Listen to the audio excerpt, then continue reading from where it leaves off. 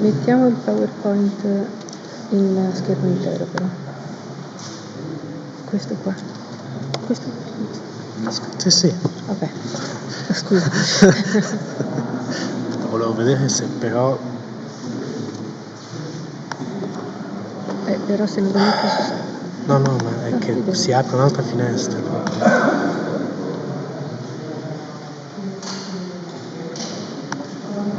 Ok. Vai. Digli che va bene qualunque cosa. No, non ci interessa il relatore, metti che si veda. Sì, ok. Restringi che si veda. Tolgo questo. Ok. Vai. Va bene. La diretta è già iniziata, quindi Sì. non so se vuoi la Pasquale, sei tutti noi. Oh, wow. Okay. Prima però chiediamo all'assessore Mietto di farci un breve saluto. No? Non è acceso però. Esatto. Grazie. E magari se parlate, se uno dei due parla e basta, spegnete l'altro, Sì. così non fa interferenza. Allora adesso parlo lui. Penso. Esatto. L'unica raccomandazione è tenetelo vicino alla bocca. Ok, ma posso staccarlo? Sì, certo. Io lo metto qua se devi. Sì. L'importante è che sia abbastanza vicino, se no si sente.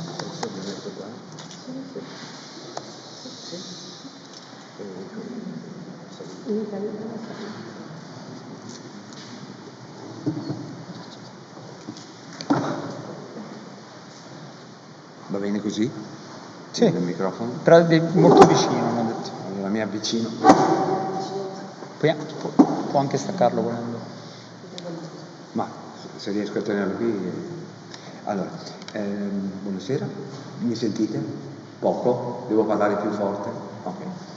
Allora, innanzitutto mi scuso perché per mestiere devo tenere acceso il telefono perché sono di servizio, diciamo, e potrei avere delle chiamate d'emergenza, non vi sto a spiegare perché.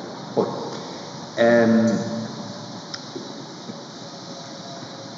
più che ringraziarvi, volevo, siccome molti di voi non sono di Reggio Emilia, volevo dirvi qualcosa su questa città. Pochi giorni fa in questa città sono scese per le strade 25.000 persone in una città di 170.000 abitanti. Non è un dato trascurabile. E credo che questo fenomeno abbia radici antiche, che in qualche modo, io penso, hanno a che fare con il tema del valore che voi oggi affrontate. Perché questa città è stata la prima in Italia a istituire la farmacia comunale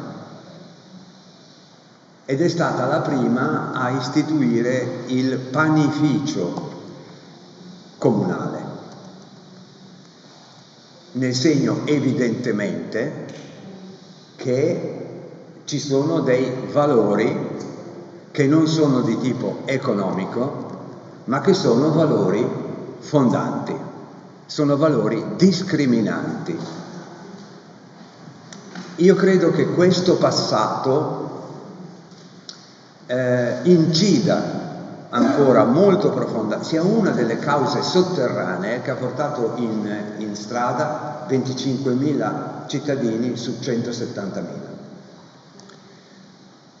Un'altra caratteristica di questa città è che i movimenti, come quello che abbiamo visto in questi giorni, non creano incidenti,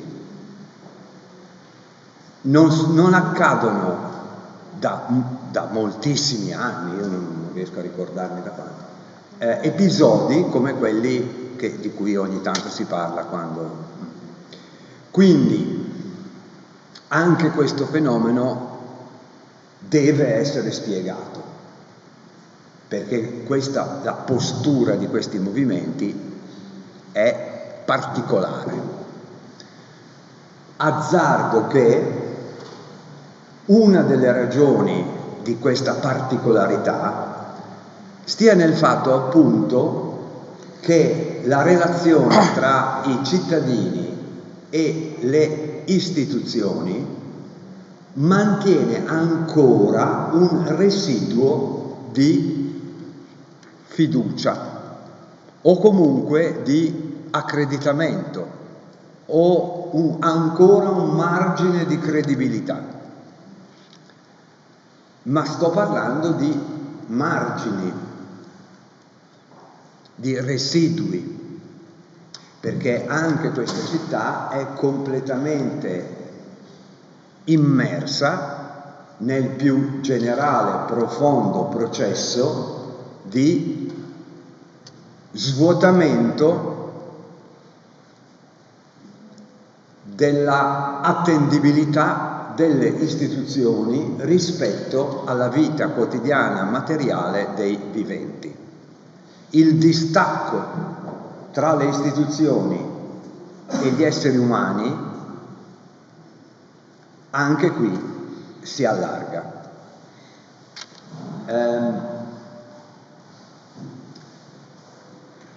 Stamattina vi ho lasciato perché ho dovuto fare una conferenza stampa in cui, non vi sto a dire i dettagli, ma il cuore del problema che ho proposto alla riflessione era quello della legittimità del potere, perché si parlava di personaggi, di miti in realtà, che rappresentano, che sintetizzano, che raffigurano il tema e il valore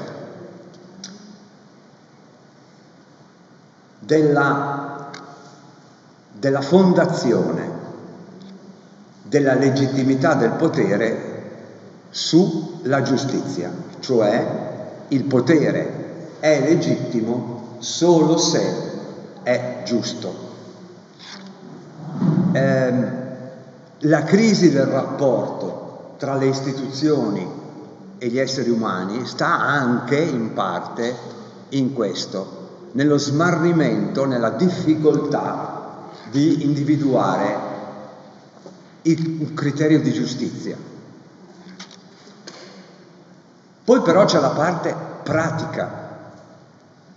Io sono un funzionario delle istituzioni amministrative e quindi vivo quotidianamente il dramma di stare dentro una istituzione che funziona sulla base di regole, le sue regole, le sue consuetudini, che non sono quelle degli esseri umani viventi e che in più sprofondano in un mondo che in generale ha fatto saltare le regole.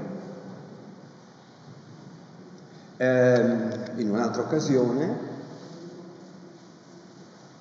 mi è capitato di dire che, per esempio, la modalità beta permanente, che è diffusa nella nostra vita quotidiana, è assolutamente sconosciuta alla nostra istituzione. Non la si concepisce neanche, ma adesso smetto. Per dire semplicemente questo, adesso faccio il ringraziamento istituzionale. Ho avuto un enorme piacere quando mi è stato fatto la proposta di collaborare a questa iniziativa, perché questa città ha un fortissimo bisogno di teoria. Questa città fa senza pensare abbastanza. Chiudo qui. Fino adesso ho parlato come assessore alla cultura, adesso parlo come assessore ai giovani. Ho quasi finito, scusate. Qualche anno fa, scusate che è la cifra che non me la ricordo. Sì. Qualche anno fa si stimava, avevo colto che si stimasse, che da ogni essere umano non mi ricordo se era il 22 o il 23 l'anno, si estraggono in media $300 di profitto. Dunque, la fonte di creazione di questo valore, diciamo, è il corpo degli esseri umani. Sono i polpastrelli, no? Che appunto sono il medium che permette di produrre dati. A fronte di questa realtà noi abbiamo, e poi naturalmente, ovviamente, i giovani sono la principale miniera, il corpo dei giovani è la principale miniera di questa formazione di ricchezza, ovviamente. Ma di questo non si parla mai. Questo fatto non ha nessuna conseguenza pratica, politica, amministrativa, giuridica. L'Unione Europea si affanna sul tema della privacy e ignora il problema della estrazione di valore. Questo è uno dei punti cardine del tentativo che stiamo facendo per impostare politiche giovanili che affondino sui problemi veri e non sulla schiuma. Un'altra cosa, abbiate pazienza, altre due cose. Noi abbiamo, come tutte le città,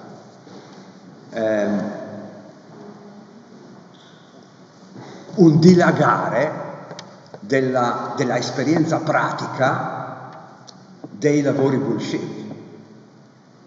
Ne abbiamo appena parlato con una persona che non è affatto un teenager, mi dispiace di dovertelo dire, non è affatto un teenager, ma è completamente immerso in questa situazione. Bene, ma i giovani ovviamente sono coloro che sono più esposti a questa esperienza. Anche in questo caso le istituzioni non affrontano ancora questa realtà. Ultima cosa che vi dico, terza dimensione del fatto che appunto di questa distanza tra le istituzioni e la vita reale. Stamattina ho potuto essere pochissimo con voi, ho però sentito che è stato evocato il tema dei prosumers e quindi di quella breve stagione in cui si è discusso, si è valutato questo tipo di esperienza. Io sono abbastanza convinto che appunto quel tipo di lettura dei fenomeni sia assolutamente alle nostre spalle, non credo che... Però dopo un po' di anni in cui lavorando, diciamo, sul campo, mi sembrava di intuire ma di non sapere focalizzare una conoscenza che mi sembrava di cominciare a cogliere, ho incontrato il lavoro di Clichy, che non credo che sia un sociologo di grandissima fama, che però mi ha suggerito una chiave. Allora ho lavorato sullo spunto che avevo e alla fine ho deciso di mettere un'etichetta provvisoria al fenomeno che mi stava tormentando, e l'etichetta provvisoria che ho scelto è stata quella del professionista amatore, che credo che sia un passo molto avanti rispetto a presumere, un cambio di stato effettivamente, ma che è secondo me assolutamente caratteristico della condizione di chi è nato, soprattutto di chi è nato in questo secolo.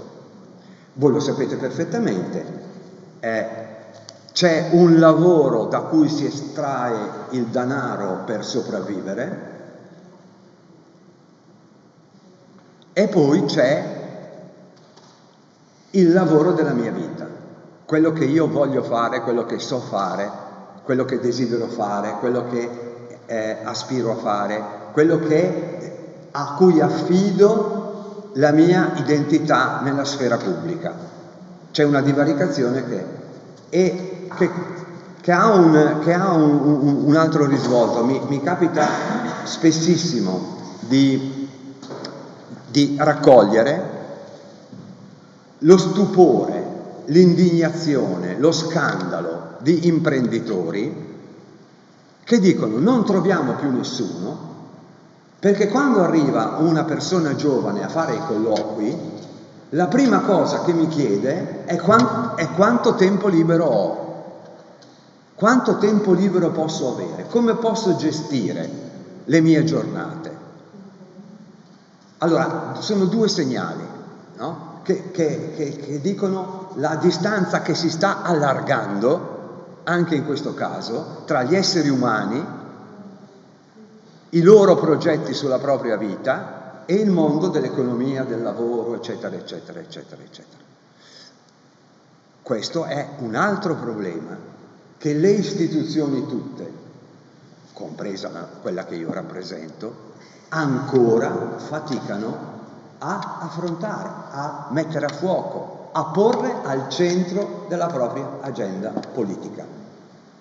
Per tutte queste ragioni io vi ringrazio di avere fatto tappa a Reggio Emilia in questa vostra proposta. Grazie.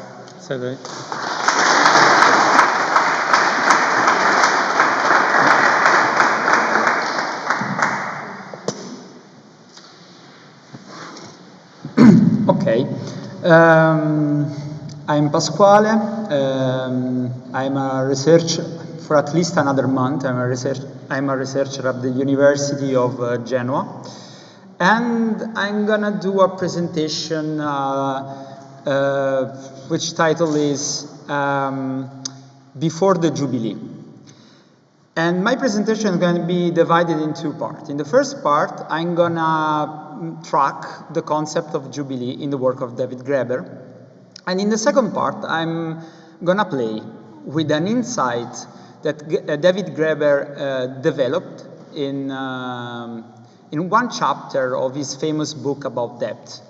It's an insight that he actually just seems to throw away. And it's about capitalism and apocalypse. And so in the second part, I will play on this insight. So in this slide, you can see a selection of David Graeber bibliography. Don't worry, I'm not going to summarize this text for you. I just want to do a sort of connection game. So for example, the first text is The Globalization Movement and the New Left. Is a text that Graeber basically wrote after the experience in the beginning of his experience in the altered globalization movement. And this is a text where you can find the concept of Jubilee as debt cancellation, but it's more about the political meaning of it. That means that there is no an analysis of what a sort of debt cancellation will look like. It's more why we should do it, and specifically in this period of time, is about why we should cancel the public debt of the third world countries. That is actually how we encounter the concept of Jubilee. And it's the same thing in fragments of anarchist anthropology. But then something changed. Something changed around, you can see, 2009, 2010, and then you have 2011, the famous book on debt. Something changed because, as we know, unfortunately, in 2008, there has been of course it didn't start in 2008, but let's say that the system was already in financial crisis since 2005, but 2008 is the date that has been chosen to start the beginning of the financial crisis. And something shifted in Graeber, because as we have listened in these days, he was actually really interested in the concept of value. But then the financial crisis happened, and so he started to think about, yes, but how do I combine value and debt? Are they the same thing, or are they describing two different things? And so you have, of course, to have is to own, and debt, one of his most famous books. And then you have, again, books that are actually the byproduct of his political activism, of course, also his intellectual theorization, but these are in particular the Democracy Project, is basically his reflection about the movement of Occupy Wall Street, of which he was famously part of. And then you have the Utopia of Rules, that again is a reflection about bureaucracy in a specific moment of the US history in which probably the Conservative Party, and particularly the Republican Party, developed, as he said famously in the Utopia of Rules, a critic of bureaucracy. An art critic of bureaucracy that, of course, cover up the fact that what they are really criticizing is the welfare state. So now it's very interesting, because this slide is just, I took this slide from an NGO, it's called Cancel Debt. In this slide, as you can see, there is the variation of debt payment, the external government debt payment on the government revenue, so not the GDP, but the government revenue of mostly low and medium income countries, mostly from third world countries. As you can see, by 2021, we are almost at the same level as 2001. And this is actually very interesting if you consider that my point is actually what Graeber is doing through debt is to develop his concept, or his early theorization of value. And in particular in debt, violence, and impersonal markets, he says that actually probably social science should move from the opposition between individual and society to the opposition between value and debt. And I quote, that is between webs of dyadic relations based on various forms of usually mutual obligation, and the creation of virtual arenas for the realization of human creativity. Now, I will not delve too much into the concept of value. As we have understood, for Graeber, value is the importance of our action to a broad audience, an audience we care of, he would say. And the interesting part is that through action, what we are really building for Graeber is a certain vision of reality. So even when, in order to achieve this kind of goal, we usually come up with specific structure to realize it. Now, the interesting part is that there is a strictly connection between action and imagination, because imagination is a way to coordinate action, but also to envision what the outcome of this action is going to be. So what is debt? If I start from this point, from this theorization of value. Here I said debt is a relation that brings value from the future into the present. So in economy, someone would say debt is a relation that brings money from the future into the present, because as economists say, a loan is actually an action that creates money from the get-go, because banks have the capacity to create money, and they create those money in order to finance, or at least they are supposed to do that, to finance the expansion of economy. That means the production of more goods and services. So I'm lending money from the future in order to accomplish a specific form of future. And in our economy, we tend to calculate this outcome, and in particular the gain that the people who is lending the money is supposed to receive from this outcome, and we call this calculation interest. Now, so there is a strictly connection between action, value, imagination, and therefore future. And here I'm just rewriting the famous statement of Proudhon. Now, Proudhon famously said, private property is theft. You know, financial debt is theft, but it's theft of future. Because what is going on is basically that if we take the debt inside, Graeber insight, the debt is actually a promise about the future that can be perverted by the combination of violence and mathematics. What we have is that the more our system is in debt, the more our system create a connection to an imaginary future that then we are forced to realize. The problem is it's not necessarily possible. And during the morning I heard someone saying that Graeber didn't really theorize anything about nature and probably climate change. The interesting part is that it's not true for one main reason. At a certain point, Graeber said the fact that the debt, the level of debt that the world has is unbearable is the fact that if we will produce in order to accomplish those debt, we will destroy the planet. So, and here I go back to Jubilee.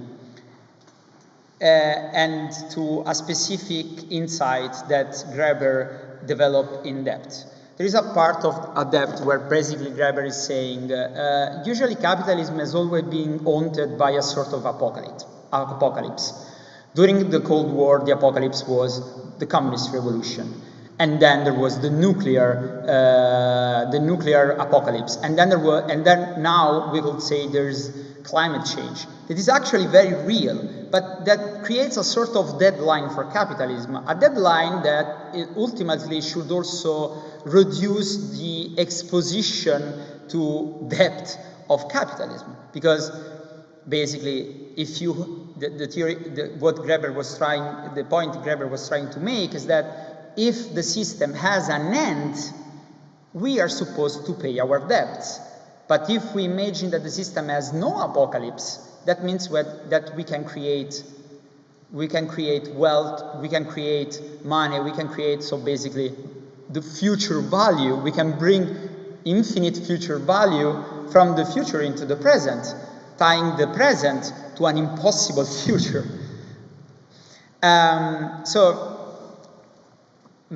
Basically, what I'm trying now to do is try to play with a concept, an economic concept. Is the Minsky moment, and I ask to forgiveness in advance to people in the audience that knows something about economics, because I'm not an economist. I'm just playing with your concept for once. So, what is it a Minsky moment? Minsky moment is basically two things. First, if we assume that capitalism is really driven by investment, what happens is that if we imagine a system that starts from zero, a system that is healthy, let's say, you have the banks that loans money, so they create money, and they loans this money to people who wants to create new goods and services. At the beginning, we have edge law. So basically, people are taking money and creating actual thing, concrete things, like, so expand the economy. But then something happened. Something happened if the system is not put in check. Something that I think Kenya has called Babylonian madness. Basically, the loan goes crazy. The act of lending money goes completely nuts. And you pass from edge loan to Ponzi loan. And Ponzi loan is just scam. It's a fancy word to say that the entire financial system is based on scam. Now, what happened? What is going to happen is basically that Ponzi loan is loans where cash flow can repay neither interest nor principal, and the asset or business must be sold to repay the debt, basically crisis. Now, interestingly, Minsky also said, Ayman Minsky, by the way, is an economist, a very famous US economist. So the other point of the Minsky moment is also that after the crisis, the system fell in a condition of debt that is much higher than before. That means that the capacity of the actor of the system to recover from the economic crisis is incredibly reduced. If you think it's quite obvious, to be honest. Basically, it means that if the system crashes and you don't cancel the debt of people, what happens is that who survived the crash is so damn in debt that has no money to spend on anything. And so the economy goes into recession, unless someone creates new money. This someone is... sorry. Okay. Someone is the government. Okay. So, yeah.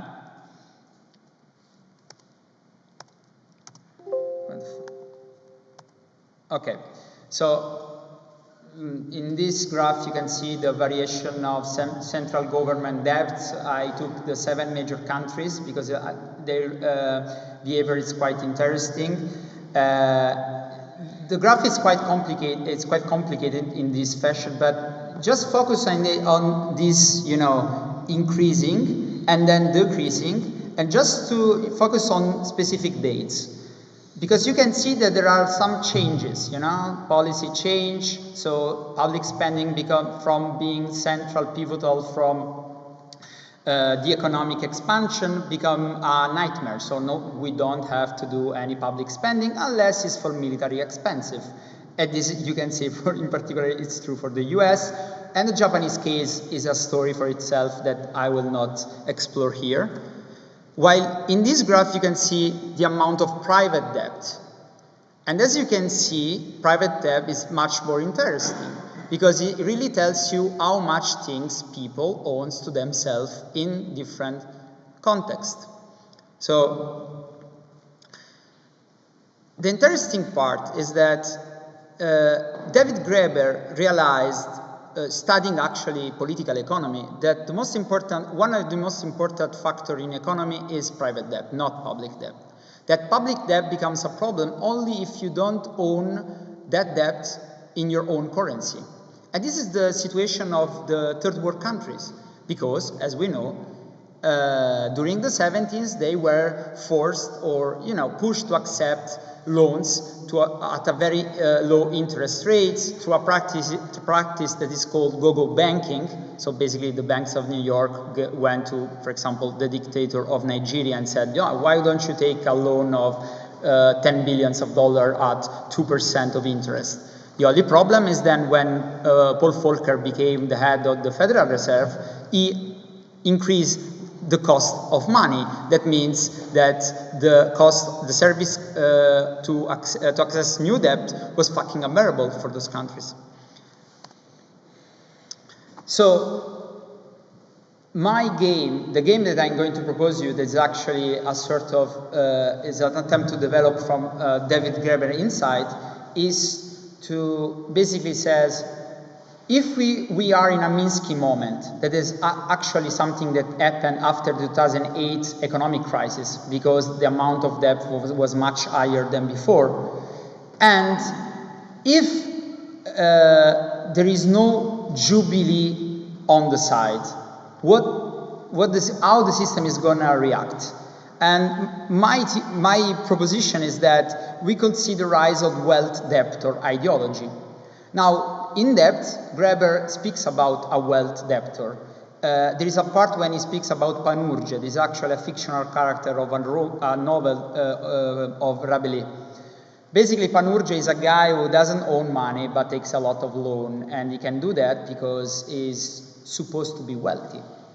So for the reason he's supposed to be wealthy, he can access to a lot of loan, you know? And what kind of ideology do Panurgi represent? An ideology in which credit is infinite, so capitalism has no ends. But as we have learned from what I told you about Minsky, if capitalism has no hands, it's very possible that we go to a sort of endless circle of Babylonian madness. So an endless circle of financial crisis in which people goes more and more into debt. And what we know about this Minsky moment, if we look from the social movement point of view, we can almost play and say that every time the economy went to a Minsky moment, there was always a social movement fighting for Jubilee, fighting for debt cancellation. So Graeber starts his political activity in the alter globalization movement at the end of the 90s and the early 2000s. And continued his political activity in Occupy Wall Street, that is actually a typical movement born after a Minsky moment, a movement asking for Jubilee, for debt cancellation. In Project Democracy, one of the most beautiful parts of the book is when he basically says, this is actually a very ethnographic thing that happens to anthropologists. You actually have an idea of what you're doing, then you meet people on the ground, and people on the ground divert your attention. So Graeber said, there is a part of the book where he says, yeah, I was meeting people and everybody was basically talking about the fact that they were heavily in debt. They were so much in debt that they didn't even own their car, for example. So, but what happened to Occupy Wall Street? Occupy Wall Street, as many other movements about Jubilee, that actually tends to emerge in this sort of socioeconomic conjuncture, has been repressed. But if Jubilee, as we also know from an historical point of view, because actually, from my perspective, Graeber has never really studied the Jubilee. He was more interested about the political implication of a Jubilee, and he was more a student of Michael Hudson, for example, that he quoted at length in his work. And Michael Hudson has studied the historical aspect of Jubilee. And it's very interesting because Jubilee was basically debt cancellation was a device used to restore the stability of a social system, in particular in the Sumer age.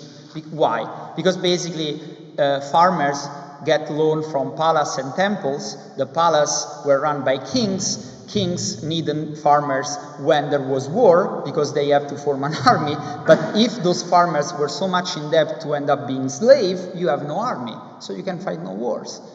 So what you do in order to restore order and to restore political power, you cancel debts. Now, interestingly, we live in a moment where basically every time that there is a Minsky moment and there is maybe the necessity for debt cancellation, there is a social movement that comes up with sort of ideas of cancel debt or leverage debt and so on. But we have seen the repression of these movements. So what does it happen? Wealthy debtor ideology. Which kind of wealthy debtor? People like Donald Trump. Here in this, and I'm going to conclude actually. Here in this slide, you can see I just recollect all the times that Donald Trump basically went bankrupt, and as you can see, are at least 6. And I also invite you to look for a video of Donald Trump in 2006, I think, where he's basically speaking at CNN. Part about what you should do with your money if you have any. Basically there is Donald Trump saying, yes, 2006, 2007, best years to invest in real estate. Because, you know, the guy knew he's a great entrepreneur. So, why wealthy debtors are so powerful in a certain way for the creditor class? Because a creditor class, just take someone like Warren Buffett. Can you imagine him create a political movement and obtaining the majority vote in the US? It's fucking impossible. But if you have a guy who is heavily in debt and goes on by saying, look, I always took money and create beautiful things, and credit is actually infinite, the only thing that you should do, this is Musk debt history, but it's actually a spoiler, the only things you should do is to restore a certain image of the US and transform our system from an industrial country to a country that is basically based on the idea that we have the largest military apparatus in the world, that we can extract the value from the others by selling our protection. It's perfect.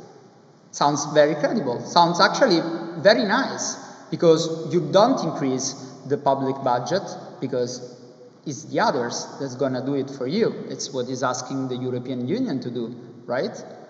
To invest in the US, to refinance US industrialization, while it's cutting everything that goes to social welfare and essential expenditures. So basically, it's selling a retrotopia based on violence and rent extraction. Here I made a game, and I'm just going to explain what, it's just playing with concept. I will conclude by saying that for me, Elon Musk is the structural inversion of Donald Trump. And I can demonstrate it with anthropology.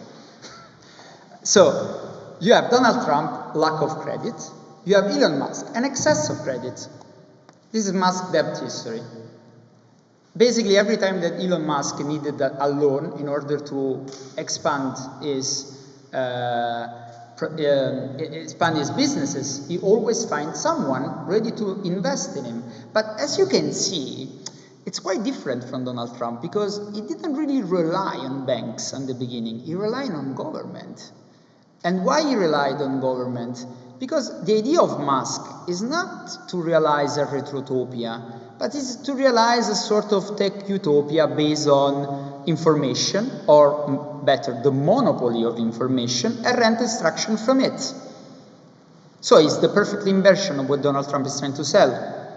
And then there are specific differences in their sort of personal power, or charisma, if you want. So Trump is a salesman. If I should say a sociological type, he's a fucking salesman. He describes himself as, his most famous book is The Art of the Deal. That, spoiler, it's not useful if you want to become a businessman, because it's full of histories about himself being so great. But let me just say one thing about why it's so important to connect depth, value, and imagination. There is a beautiful description in his book on how he came up with Trump Tower. So basically, Trump is rich and he lives in Manhattan, and he loves to take a walk sometimes. And while taking a walk, he saw this beautiful building, and he thought, wow, this building is amazing, but you know what? I can build a better building here. I have just to get the money in order to realize that.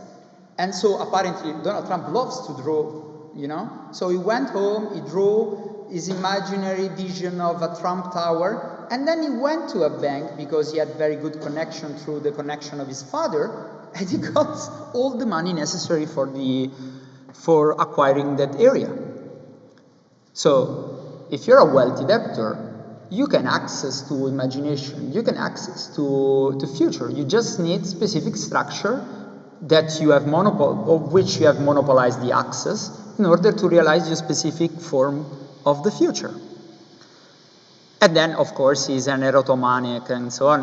While Musk is more like a visionary. So the kind of charisma he's exerting is the kind of charisma of a prophet. Something that Pierre Clastre would have, described in his book about how society against the state end up with having something like a state, was the prophets. So I think I can conclude. I finished my presentation.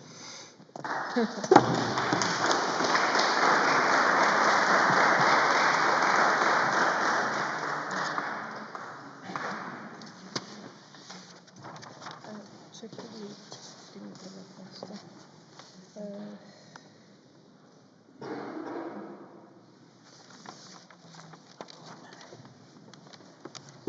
Non capisco.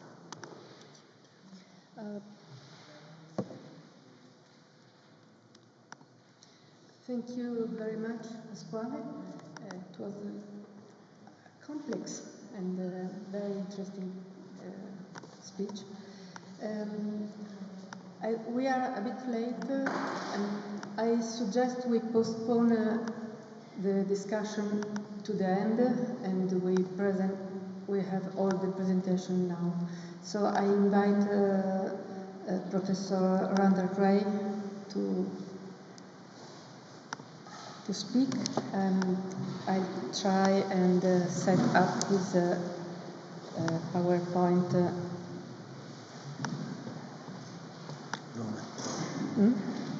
Tu inquadrami quella, sì.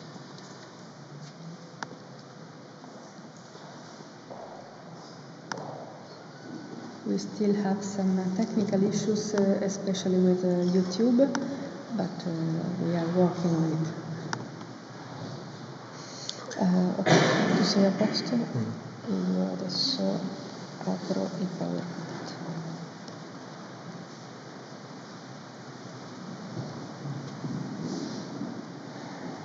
Ok.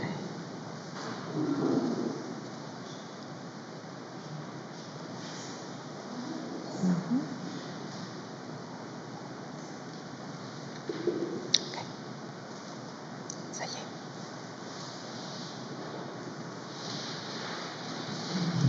Da qua. Sì.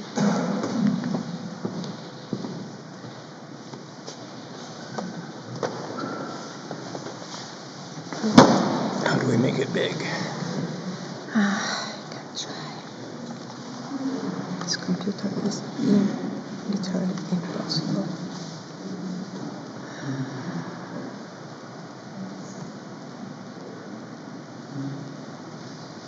No way. The most I can do is to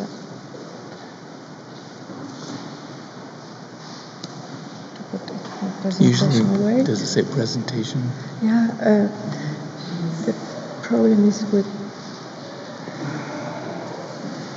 Do you know how to this. make it big? No, this is the same problem we had today. Ok. No. Riesci a farlo andare a scuola? La mia è così, però. Perché forse sta proiettando non lo schermo intero, ma è un'altra finestra, apre due finestre contemporaneamente. Che palle. Proviamo con questo. Ok. No, vabbè, un po' meglio. Vorrei eliminare la mia faccia. Ok, stiamo così. Ok. Okay. And these arrows make it go down? I shall. You do? You just tell me. You make it go down. Oh. You tell me. Okay, sorry.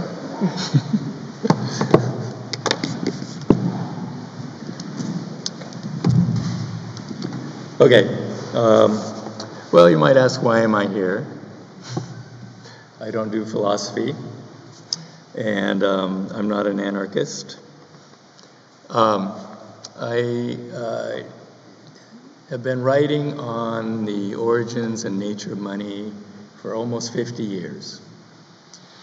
And back in, I think, 2009 or 2010, David had sent me his manuscript via an email. And I missed it. I lost it. And when the book came out, a couple of my students got hold of the book, and they read it, thought it was fantastic. And they came to me and they said, hey, have you seen this book yet? I said, no. They said, well, David was in an interview, and he said he had sent it to you and never got a reply. So I quickly found his email address and I wrote to him, and he's very gracious. He says, yes, I know that happens. I said, yeah, you know, I get a lot of manuscripts. Usually they're written by fairly crazy people, and I'm not an anthropologist, so I had not come across his work. And we corresponded occasionally, and yes, so then I did look at the book. A couple of years later, during Occupy Wall Street, I had a Ford Foundation grant to look at what the Fed had done to bail out the global financial system, which was atrocious. Much of it was illegal. And I had a conference in New York City, and Michael Hudson, who I had known for many years, brought him along, and so I finally got to meet him. And we could talk about Wall Street and so on. So anyway, that's how I came across him. And then one of my Masters of Science students graduated and went to do his PhD with David. And unfortunately, David died before he was able to finish that. But he said, hey, David has also written all this great stuff on value theory. And that's something I've also been interested in. I put it aside. The last time I'd written on it was in 1992. But I had been wanting to come back to it. And so I was inspired by his writings because it was very similar to mine. However, I'm an economist. I only focus on the economic links to value, and what I'm really interested in is the link between money and prices and how value is tied up in all of that. And so I'll present my interpretation that's influenced by his work, by Marx, by Keynes, and my professor was Hyman Minsky, who was just mentioned, who never really put it in terms of value, but it is all there, and it's very similar to both Marx and Keynes, which isn't too surprising because he was influenced by both of them. So, oh, you have to do it.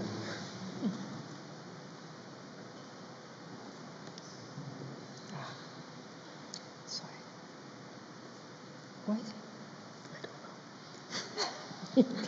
Don't know how this works. Oh, you got it. Okay, so what are we trying to do? Put value back into economics. So Graeber said, outside economics, value is closely connected to normative concepts. But that also was true in early economics. Adam Smith had this notion of just or fair price, which is a normative judgment, obviously. And that is what eventually led to the classical economist labor theory of value. Now, mainstream economics began to develop in response to Marx. So 1871 to 1873, there were three efforts to reply to Marx, and that became neoclassical economics. It rejects the normative approach. It substitutes the individualistic, subjective utility theory of value, where relative prices clear all the markets. They reflect relative scarcity, and so, you always tell freshman students, supply and demand explains everything in economics. Money only determines nominal price. It doesn't really matter in neoclassical theory. If you ask economists, mainstream economists, anything about value, well, it's the same thing as price, right? There's no difference between those two things. What about heterodox economics? It's a mixed bag. Most heterodox economists, I think, would try to avoid the discussion. They reject both, the labor theory of value and the utility theory of value. There are exceptions. Many Marxists adopt the labor theory of value. Institutionalists who follow Veblen adopt an instrumental value theory. Fundamentalist Keynesians, so these are the ones who focus on chapter 17 of the general theory, if any of you read that, which is by far the most difficult and most important chapter of the general theory, adopt a liquidity preference theory of value. Sraffians have adopted the standard commodity. Many post-Keynesians adopt a markup approach to pricing. They reject all of the value theory approaches. And some adopt a class conflict approach to price and distribution, but without a labor theory of value. So I would say typically post-Keynesians reject the notion that you need a theory of value.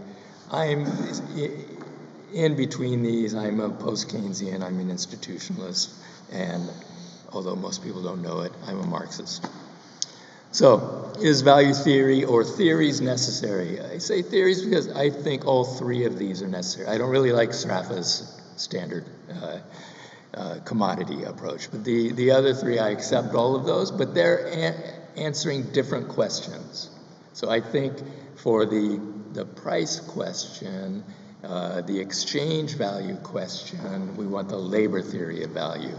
If we're going to talk about asset pricing, we want the liquidity preference theory of value. If we want to do policy, we want the instrumental value theory. Oh, you got to do it. Oh, you did? Oh, you beat me to it. Okay. So, Graeber said mercantilists located wealth in precious metals. Physiocrats argued all social wealth is derived from agriculture. But Adam Smith drew on the moral tradition. He was a moral philosopher, not an economist. Argued instead that intrinsic value had to be based on its costs of production, which made labor the main source of value.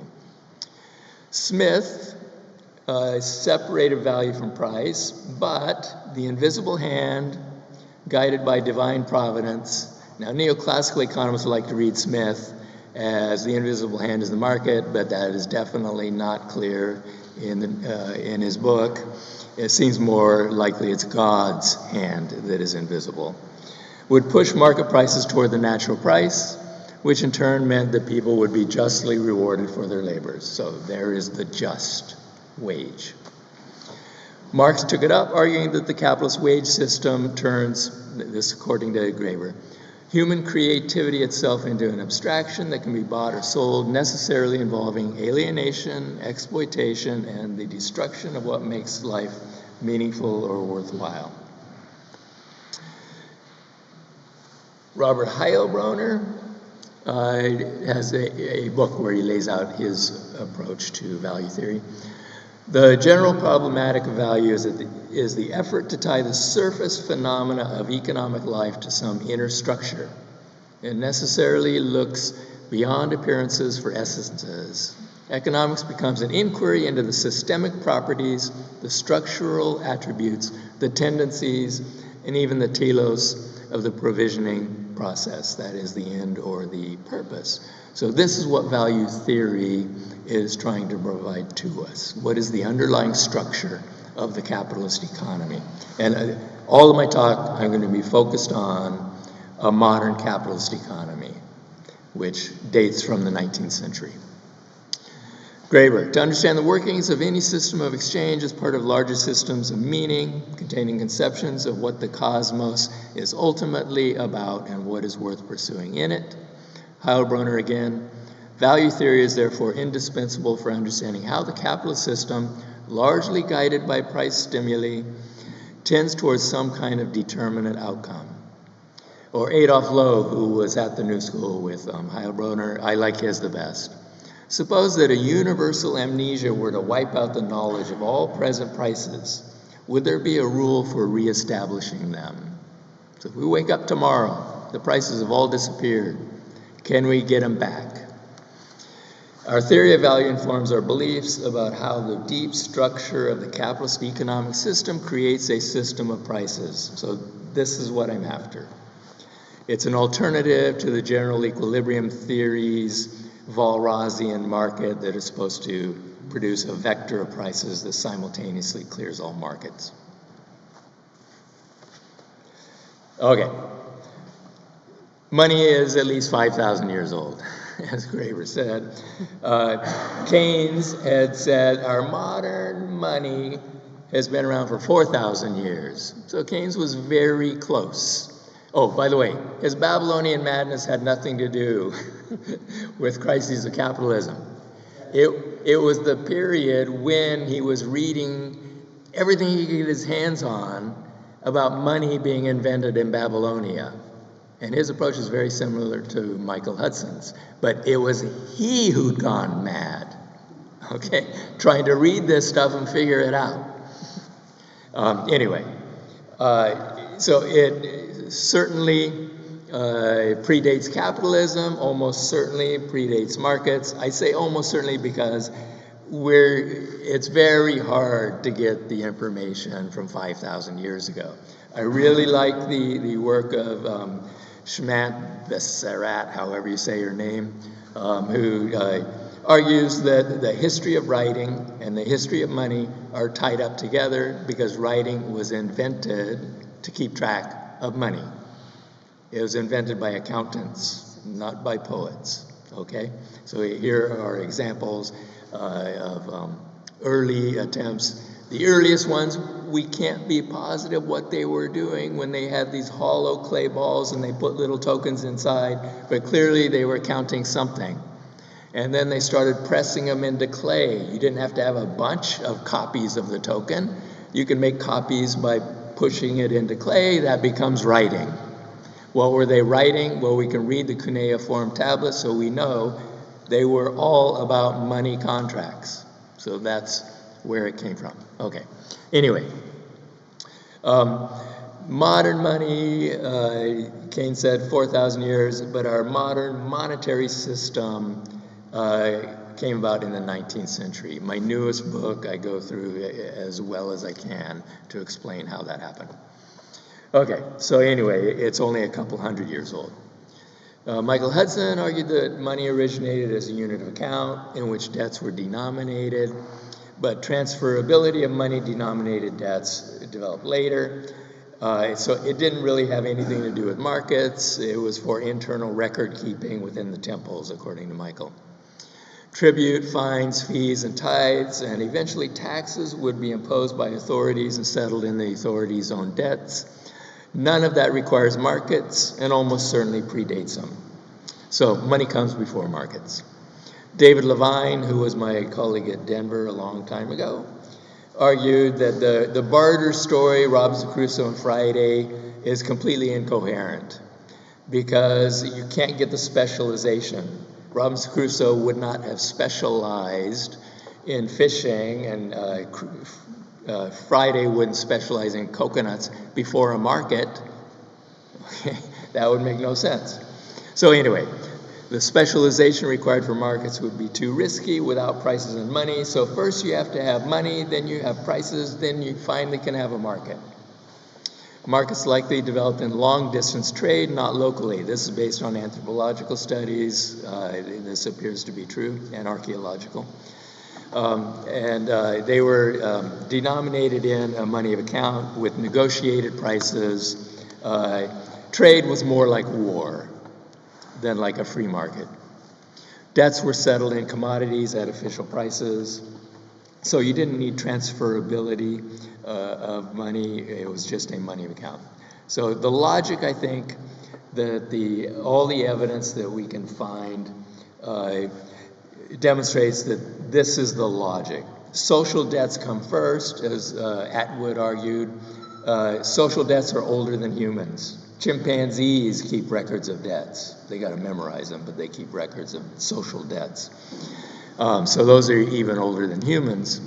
Then we get debts denominated in a money of account. That's within the temples. Then we get prices in a money of account. Then we get transferable nominal debts, what Keynes called money things. And finally, we get markets. Okay. Okay, what is capitalism? All human societies have to produce basic necessities as well as more humans. You got to raise the babies and keep them fed. And all production involves social relations. So Marx, Veblen, Keynes, I think all had the same approach. Capitalism is uniquely a monetary production economy where production begins and ends with money. So MCM prime, as Marx said. Following Graeber, capitalism is a system that develops on the slave plantations. That's why we cannot date it back in the early factories in Northern Europe. That is not where capitalism came from. It came out of the New World and the triangular trade. Obviously, money, states, and markets pre-existed capitalism. It's not a market economy. It's not based on free labor.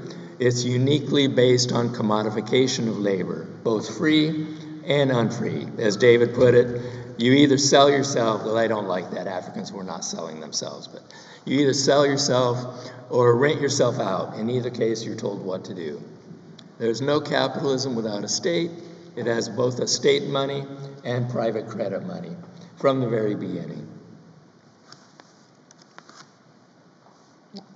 One more.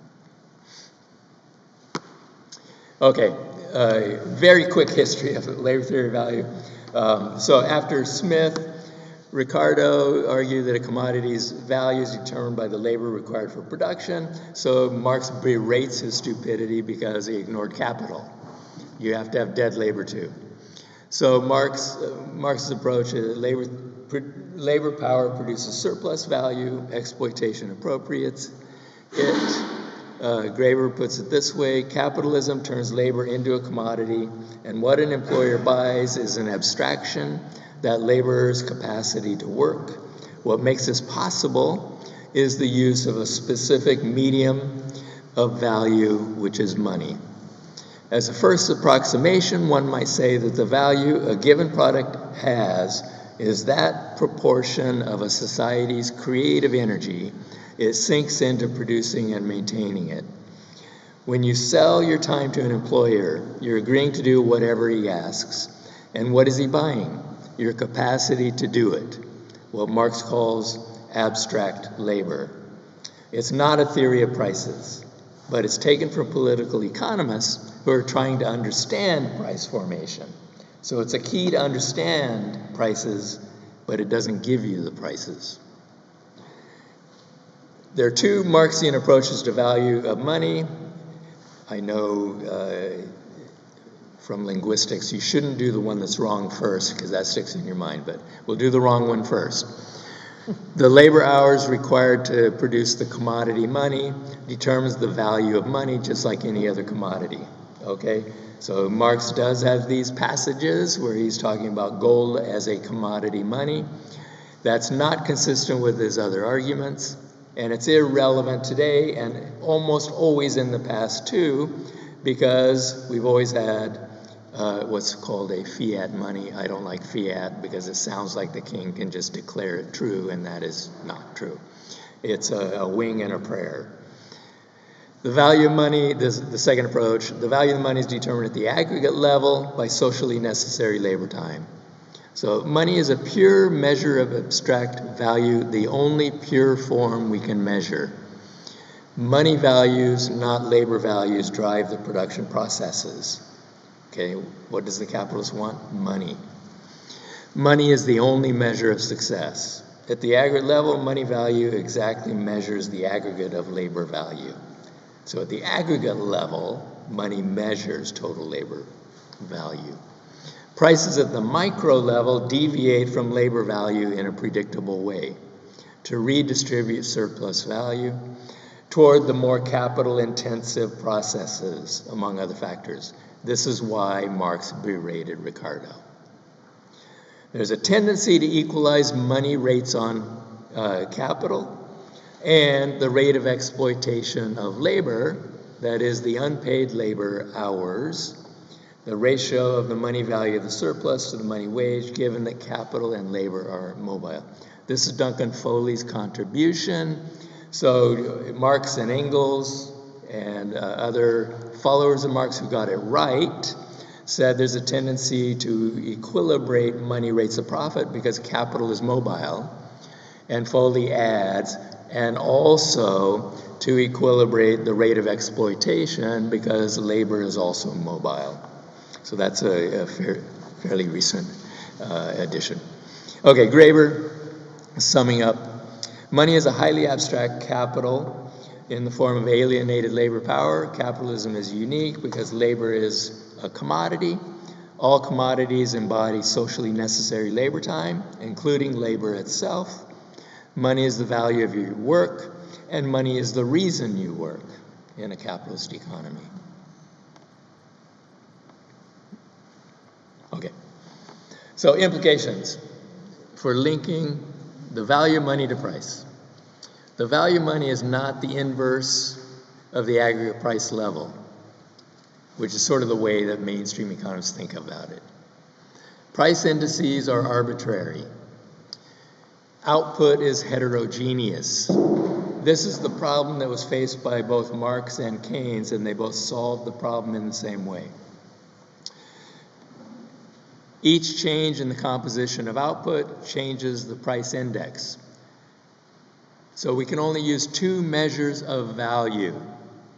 Keynes says this explicitly in chapter 4 of the General Theory, and it's explicit in Marx. Labor hours and money wage units. They both chose the same two measures of value because there's no other way to do it if you have heterogeneous output. The value of money equals the amount of labor time it can purchase at the aggregate level. The money value of output as a whole is equal to the total labor hours multiplied by the money wage unit. The entire system is driven by wages to purchase consumption output and generate profits. This is a fundamental contradiction of capitalism. There's always an incentive to lower wages, but if you lower wages, you lower revenue, you lower profits. I don't know how many of you know the Koleski identity equation, or Minsky goes through this too, or Wynne-Godley sectoral balance. It can be proven that it's the wage bill in the investment sector that allows for profits in the consumption sector. The production of consumer goods that are sold to both workers in the consumption sector and workers in the investment sector. The profits come from the investment sector workers because the consumption sector workers, at best, if they spend all of their income on consumer goods, only cover their own wage bill. There would be no profits without workers in the investment sector. Now, then we can add a government sector and we can add a foreign sector. I'm going fast. If anyone wants to talk to me later, we can talk about that. Okay, Minsky, the price of output is complexly determined and must be higher relative to wages paid to produce it to cover finance and other overhead costs. So in addition to covering the wage costs, capitalists also have to cover these other costs: advertising, management, taxes. Minsky says, associated with the version of capitalism in which the output is produced. There are many different versions of capitalism. So at the aggregate, the surplus must be redistributed through the price system toward firms with higher business costs, higher capital ratios, and more financial debt. Okay, so return Foley. A unit of money can be thought of as a claim to a certain amount of abstract social labor expended in the economy. Ingalls and Foley, both. All value is created in production and conserved in the sphere of circulation. So surplus value is only created in production of commodities. The sphere of circulation only redistributes the surplus value in order to equalize profit rates across capital. However, at the individual firm level, money revenues deviate from the labor value equivalent as surplus value is redistributed, where one party gives up more value than it receives and money value added, with the losers exactly matched by the winners.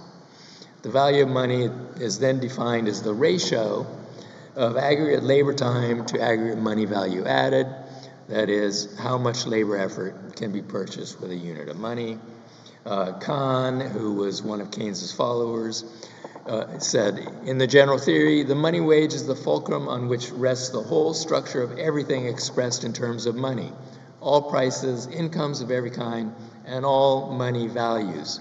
A higher level of money wages means that everything expressed in terms of money is higher in the same proportion. So you're going to increase money values by raising the money wage. It's okay. Okay, summing up. We shouldn't equate price and value. Prices serve a variety of functions, including covering costs, servicing debt, and allocating money profits. Value theory allows us to better understand the underlying economic forces of a capitalist economy, which is a monetary production economy. Even so, and while profits accrue in money terms, money does not determine price. Money does its work earlier, determining where labor effort will be directed. In other words, capitalists have to have an expectation of making more money before they will hire labor to engage in production. And then it comes in later, determining the success of production, allowing capitalists to realize value if they can sell the output at a high enough money price. The value is determined in production, not in circulation. Micro-level competitive advantage, pricing power, markups over costs do not affect aggregate profits or the value of money. They do affect the distribution of surplus value. So competition among capitalists doesn't create any profits, but it can redistribute them. Money, wages, and prices are not arbitrary. They gravitate to levels to equalize profit rates and the rate of exploitation. So that's the answer. If we wake up tomorrow, we can figure out the prices again, okay? They have to equalize profit rates and the rate of exploitation. And, yeah, so this is just a provocation. We don't live in that world anymore. The production of commodities by means of commodified labor. We don't live there. Capitalism is still driven by the quest for more money, but monetary wealth has been freed from production. Neither income nor profit flows are important for our plutocrats. They don't have any income. That's why they don't pay any income tax. They have wealth. Whether it's Wall Street, AI, or crypto, the game is capital gains through rising asset prices. And none of the story I just told you has anything to do with that. Substantially delinked from production and income.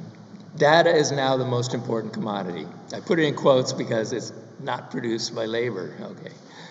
So it's not a commodity in a Marxian sense. Most important commodity in the world. Doge has developed capacity to merge all of it, collected by government, banks, social media, insurers, and health providers. They've got all the financial records. They've got your political leanings. They've got your DNA. Literally, they have bought it, if you ever had your DNA checked. They can shut you down, scrub you out, or duplicate you, all the way down to your genetic makeup. The proponents of tech foresee a near future in which AI takes over all the tasks. AI will soon know everything we know, and it will be able to do everything we can do. For now, they still need your eyeballs because they need the advertising revenue. But they won't need your labor. That means there's no wages, there's no costs, there's no sales revenue, and there's no profits. So what comes after that?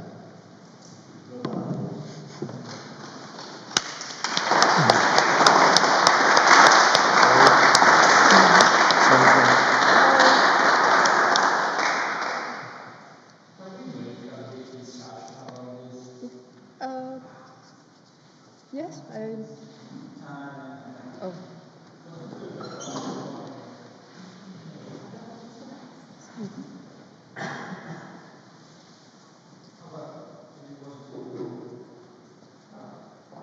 I just want to ask about... Microfono.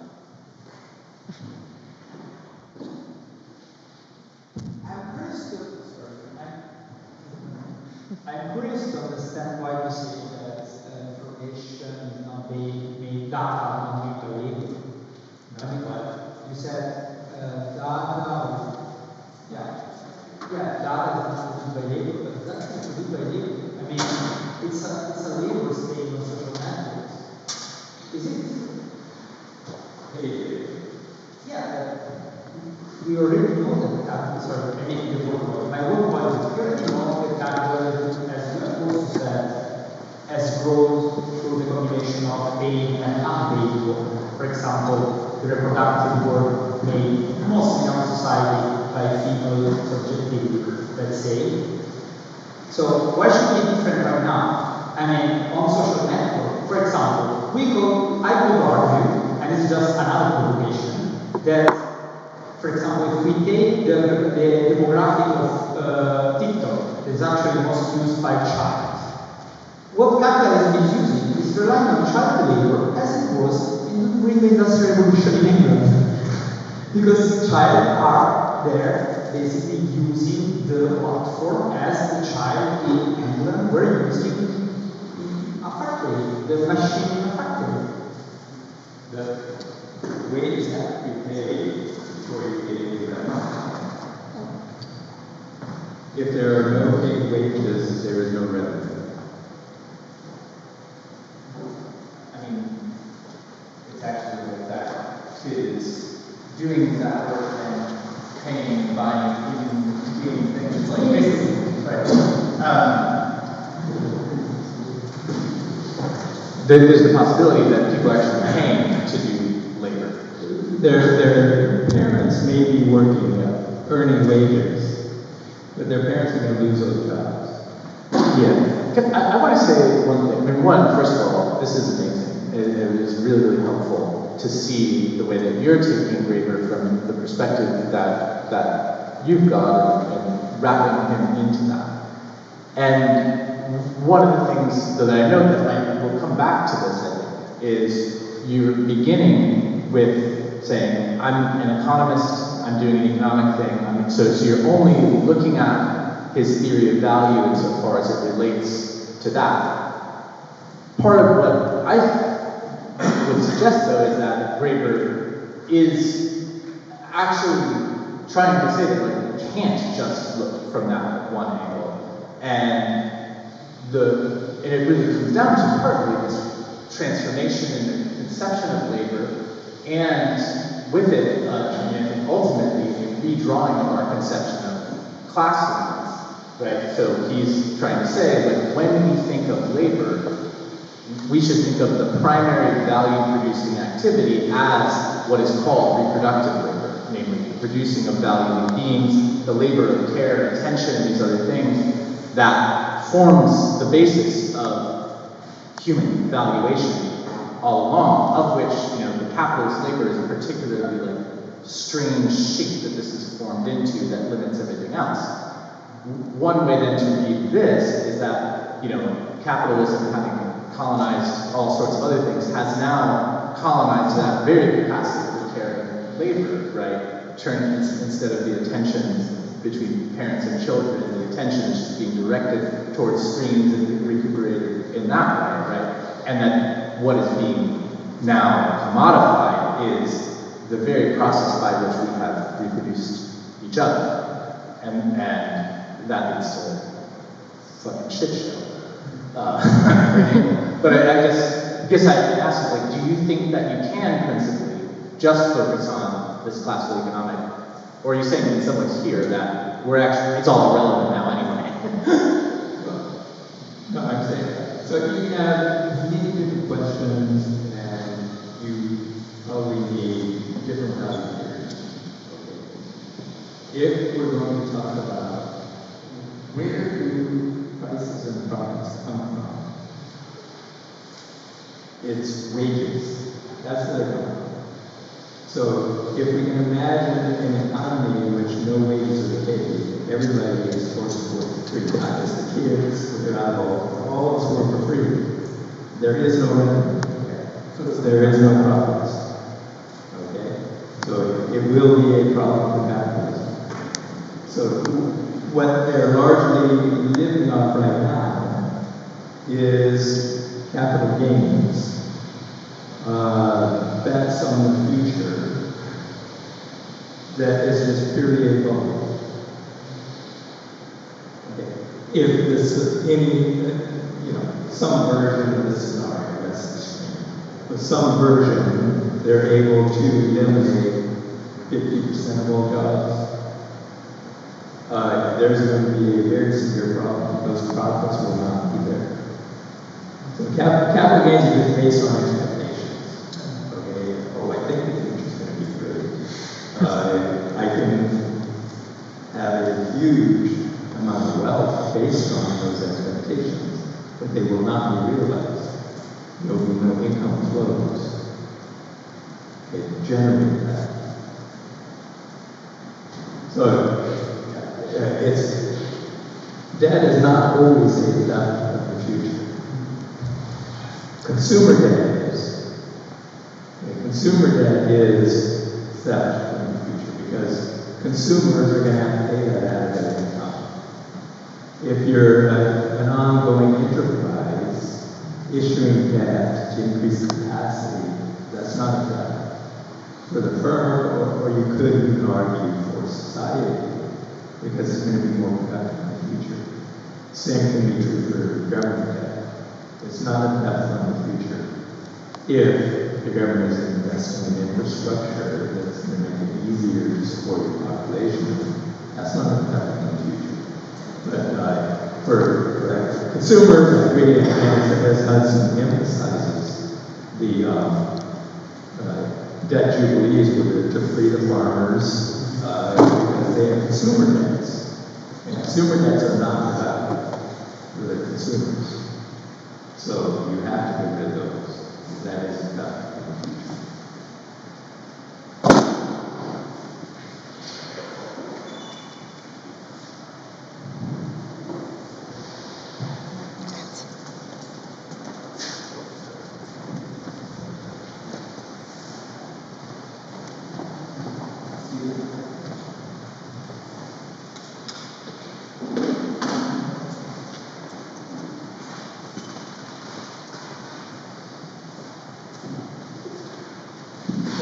Kind of a similar direction question, thinking about value, sort of different notions about sociological value.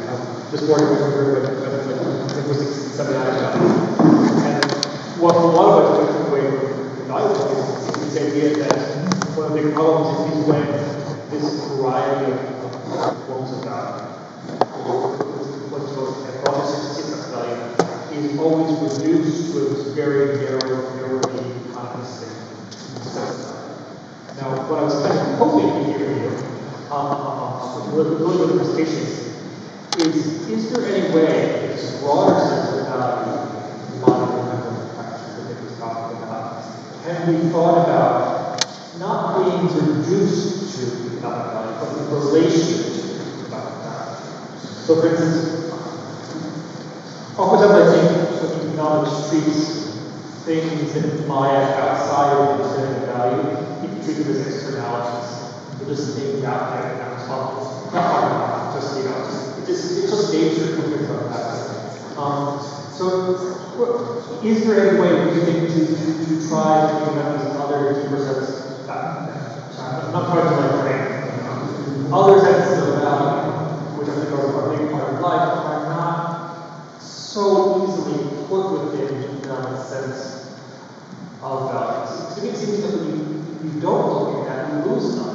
But when you lose everything else. So how do you consider this broader sense of value without reducing them to the narrow separate economic value? Or is that just too? Let's break the question. I'm sorry. Does that make sense? I'll try to get some kind of answer. Yeah. It's very common among mainstream economists to talk about polluting the environment as an externality. That's not the way they see it at all. Capitalism has to push the costs up onto something else.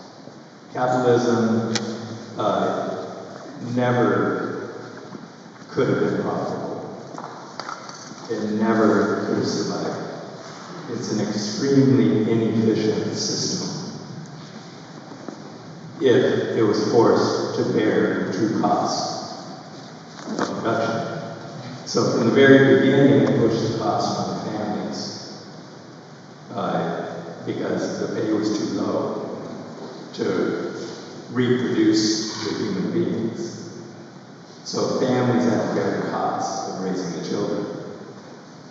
It pushed them off onto other peoples. In the very beginning, they needed slaves. So they pushed it off onto Africa, which had to raise human beings and then bring them as cheap labor. And it pushed it off on the environment. So pushing costs onto something outside the capitalist system. Otherwise, it couldn't have survived. And now, the chickens are all coming home to roost. We're seeing this. Capitalism is an unsustainable system. It always has been. But with regard to the other values, there are some links because what is economics all about? It's not about markets. All societies have economies. It's about sustaining life, reproducing human beings. And the productive capacity is important for achieving those other values that you have. So, in some sense, it's fundamental, but also it's a social thing, fundamental too, because humans are social animals. But I think that there is a link to those other values, because if we don't eat, we're not going to achieve the other things that are valuable.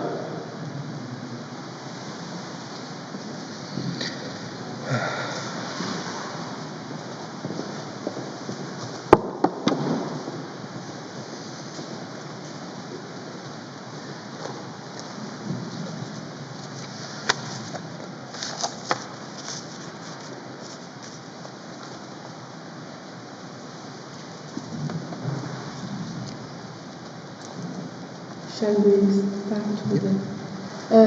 Now we have Julio Linares, who's talking about decolonizing money, or why we must abolish the US dollar. I asked him for a less political title, but at the end of the day we decided it was okay. Thank you, Simona. I didn't prepare a PPT, but I am going to do some sort of presentation. So my name is Julio. I was a student of David Graeber. Start. Is this? Is it? Yeah. Let me test. Is it better like this? Is it better like this? No. Yeah, just stay. Is that good? Can you hear me? It's okay. Okay. So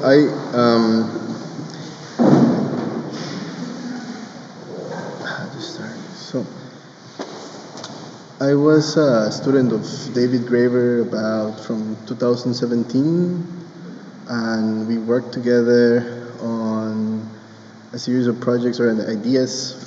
He basically, in his sort of very funny way, made a group called Spectre. And Spectre, was many things, but one of the meanings for it was the secret political economy consortia for the total redistribution of everything. So that was one of the meanings of the acronym. This group the goal of the group was try to gather heretics and radicals from different walks of life to think about ways in which we could go beyond capitalism or capitalist states, basically.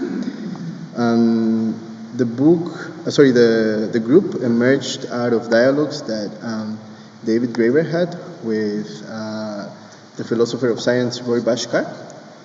Should I start again? Yeah, no, it's okay. I feel like I'm Please take my seat. Maybe I'll stand up. I think it's better for me. Okay. I'll come back to this thing. It's okay. So here we go.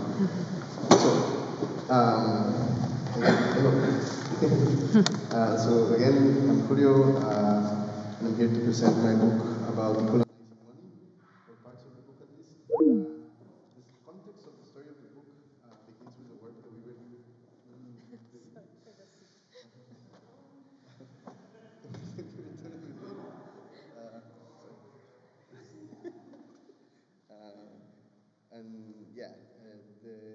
The idea of Spectre emerged.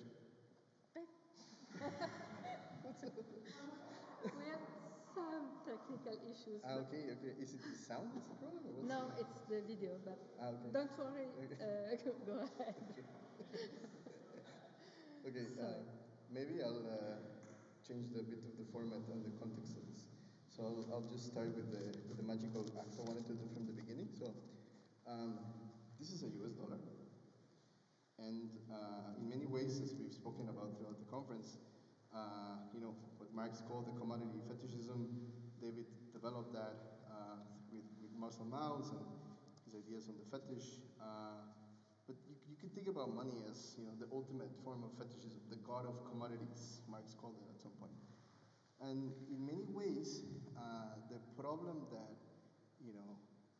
with the fetish is that we often tend to confuse our powers of creation and destruction for the social totality that we ourselves create. So we give power to these objects, and then they have power over us, and we forget that we made them in the first place. Right? That's the issue of the fetish. So what I'm about to do now is I'm going to very quickly burn this bill so that you can have a bit of an experience into what it's like to destroy money, which is something that today only central banks can do.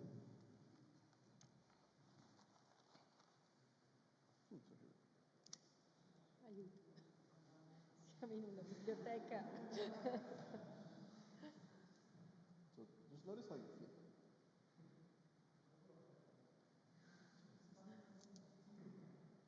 Okay. I'll clean it later, I promise. Luckily, this was not on YouTube. Okay. So I've just done a transgressive act in the sense that, of course, burning money is illegal in many jurisdictions because money is a state property. And so when you burn money, you're basically destroying the property of the state. And as Randy told me a few days ago, we shouldn't be burning money, we should be burning people's debts, basically, right? Which is correct. But this exercise is a way of sort of getting a conversation started very from the body and from the emotional responses to money about how this thing affects our life. So a lot of the conversations that we were having with Spectre, and maybe just a side note on Spectre, the book and the group, let's say the Spectre, emerged out of conversations that David had with the late philosopher of science Roy Bhaskar, who I think like 3 times came up with new theories about knowledge and philosophy. But one of the main sort of intuitions that he gave us was this idea of the epistemic fallacy, which is basically the way in which people can confuse their epistemology or the lenses by which they look at the world, with reality. People often confuse epistemology for ontology. They make models and then apply them to reality. And then when the models fail, they blame the reality or the people and not the model, right? Economics, David would argue always, especially neoclassical economics, was a big victim of this epistemic fallacy because of how it approaches things like money and many other topics, right? So,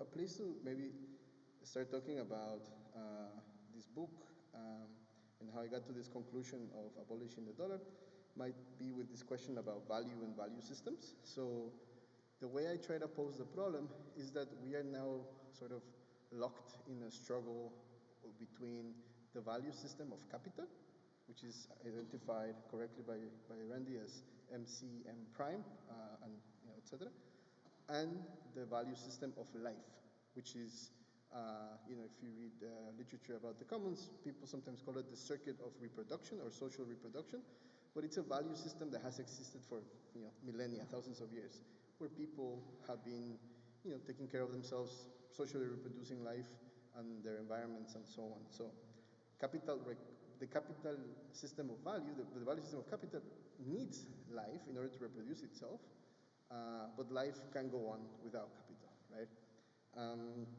And there has been, of course, many human economies before the rise of capitalism, and even throughout capitalism, that have had different social currencies that embodied these values of life and its reproduction. So in the book, I speak a little bit about some of them. One of them is from the region that I'm from, in Mesoamerica, in Guatemala, which is cacao. Cacao was used as a currency, as a unit of account for millennia, at least 3,000 years, depending on which archaeologists you believe. But effectively, it was a means of creating kinship alliances and networks, political alliances across very vastly different regions. No? There are cacao drinking vessels all the way to New Mexico, all the way down to Nicaragua, and it served for many purposes. So it was used in rituals involving death.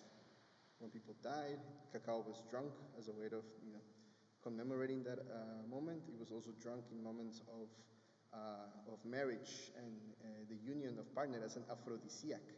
It was also used in the process of producing knowledge, by the priestly classes and the sort of astrologers of the time. I mean, all this to say that, the qualities of money, the way we make and destroy money matters in every civilization. So in the context of cacao, the money supply came out of trees. This was a money, system that was limited by the natural rate at which the tree would give the beets of cacao. And there were specific places where it was produced, but the money had a lifespan, right? You could not accumulate cacao. So there were storage facilities that people had. The maximum you could store was about 2 years, but effectively there was a limit to how much you could accumulate. So it served the purposes of consummation and the reproduction of social relations, so these continual bonds that people had with each other. So it was a different money with different values, right? Unlike the capitalist money, debt-bearing money that we have today, right? Now there's this interesting moment that happens with cacao, and it happened the same with cowrie shells and with wampum in the north of the U.S. And Canada, what is now Canada and the U.S., where the moment the Spanish colonizers came to Mexico, they realized the value system of cacao and what it could do in society. They realized it was the money of the realm. And they quickly devised plans to steal the coffers of Moctezuma as a way to finance their colonial takeover of the system there. Later on, once colonization took root, people were being taxed at exorbitant rates with cacao for believing in the wrong gods or false gods, which contributed, of course, to the massive genocide that ensued. And so there is this moment where there is a value system inversion from these human economies using social currencies to them being turned into commodity money for the purposes of exploitation and capital accumulation and so on. The same thing happened with cowrie shells in West Africa. A lot of them, cowrie shells were used for exchange all throughout West Africa for at least 1,000 years. And once the Portuguese colonizers and others realized this, they started bringing them from the Maldives as a way to buy slaves, and that contributed to the massive the Atlantic slave trade that ensued. So there is this process by which the colonial powers took the value system of these specific social forms and inverted them toward their own capitalist ends, right? And so maybe just as a first question I pose, if this happened in that direction, couldn't we sort of flip the value system the other way around? Couldn't we take the current monetary system and then use it against itself as a way to change the value system? So this is one of the questions that drives my book, let's say. One of the things that my book is, and this sort of thinking that we did together with David and Specter is trying to challenge is actually this millenarial structure that David identifies in the debt book. That is, he extensively calls it the military coinage slavery complex, which is this triadic structure by which states bring themselves into being, especially military states, but basically, there are many moments in history when you can trace this happening. Today it's embodied in the body of the United States, but when the Hellenic state was being created, Alexander the Great, how did he fund his expedition to India? Well, basically, he hired an army, told them, colonize these people, enslave these people, and make them work for money, for coin, that then then we will tax them for, with my face on it, basically. So sovereigns have this historical power to raise armies, enslave people, and then bring taxes to themselves through that process. And that is a historical structure that remains to this day. Of course, there are variations and different forms of this, but in today's world, the US dollar has this trialectic, I call it, which is a relationship between the US Army, the petrodollar system, and the US Treasury bills, or US Treasury IOUs, which are effectively promises of future dollars. So maybe let me just go a little bit into detail about how each of them work, and run this here so he can help to fill in some gaps here if I don't say things correctly. But basically the way that the system emerged starts at the beginning of the 70s, when Nixon unpegged the dollar from the gold standard that we had until the day. I think it was something like $36 an ounce or something, and something like that. And then they made it fluctuate, and a few years later, with the OPEC crisis, actually it was a war that caused it. There was a war with Israel, and then the prices of oil rose as a revolt from the OPEC countries, and the US started making deals with Saudi Arabia to accept oil only in US dollars. And that was the beginning of what we now call the petrodollar system. And also the Treasury IOU system, where the dollar becomes the reserve currency of the planet and the currency in which the main energy source of the world is being bought and sold in. So today, if you want to buy oil, I mean, it's changing since the pandemic, but mostly if you want to buy oil, you have to buy it in dollars. And so all countries in the world are forced to hold dollars, present and future dollars, Treasury IOUs, in order to get energy, right? And who enforces it? Who is the threat of violence? Well, the US has around 800 military bases all around the world. One of the biggest ones is in Italy, by the way. And effectively, I don't like to say this to Europeans, but it's, every country that has a US base is effectively a colony of the United States. And so the US has perfected what Michael Hudson calls super imperialism, or Überimperialismus in German, which is effectively, from the way I see it, is a system of tributation, where all the countries of the world have to basically hold dollars and future dollars as a way to fund the US in terms of real resources. All of the countries in the world are giving 1/3 to half of their wealth to the US every day in the form of not just debt servicing and loan repayments, but also real resources, right? And we see that exacerbating more with year by year and the Trump administration's more recent policies. Now, these specific trialectic has led to climate destruction and growing genocide. So who funds Israel? Who gives weapons to Israel? The United States, right? And the military is the biggest consumer of petrol and oil. So this trialectic is sort of what we're up against, and this is what I am arguing that we should abolish if we want to have some sort of democratic and socially just transition. So that is sort of my argument. Now, I try to, in the book, have conversations with David and other people from different traditions. So one of them is the Black radical tradition, specifically the work of sort of abolitionist, feminist, the Black radical tradition of abolition democracy that W.E.B. Du Bois represents. He wrote a book, very good book called Black Reconstruction, where he outlines the history of the end of slavery. And he says in the book that when slavery was abolished, there wasn't any institution to welcome slaves out of slavery into the society. They were just turned into wage laborers, right? Which, as Randy rightly argues, like if it had to internalize its cost of production, it would not be able to do it. No? At the time, it just became more effective to have wage laborers than slaves.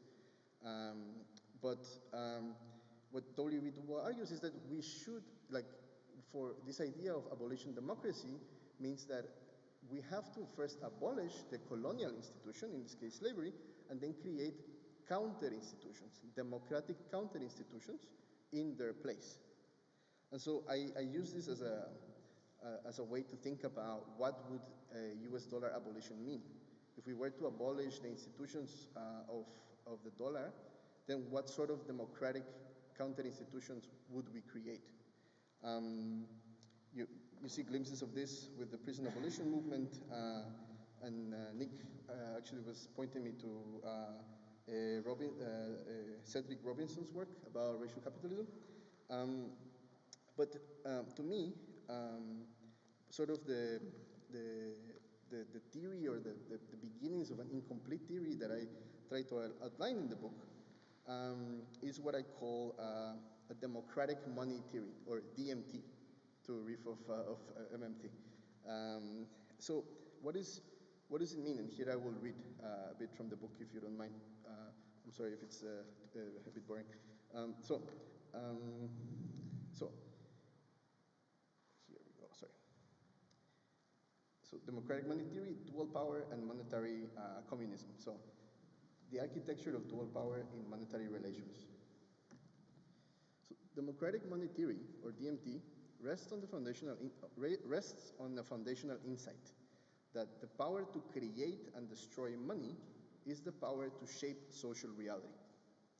Building on the concept of dual power developed in revolutionary movements, DMT recognizes that challenging capitalist hegemony requires constructing alternative institutions that prefigure democratic economic relations while simultaneously undermining the legitimacy and functionality of existing hierarchical structures. In the monetary domain, dual power manifests through three interconnected practices: unconditional basic income, common credit creation, and debt cancellation. So,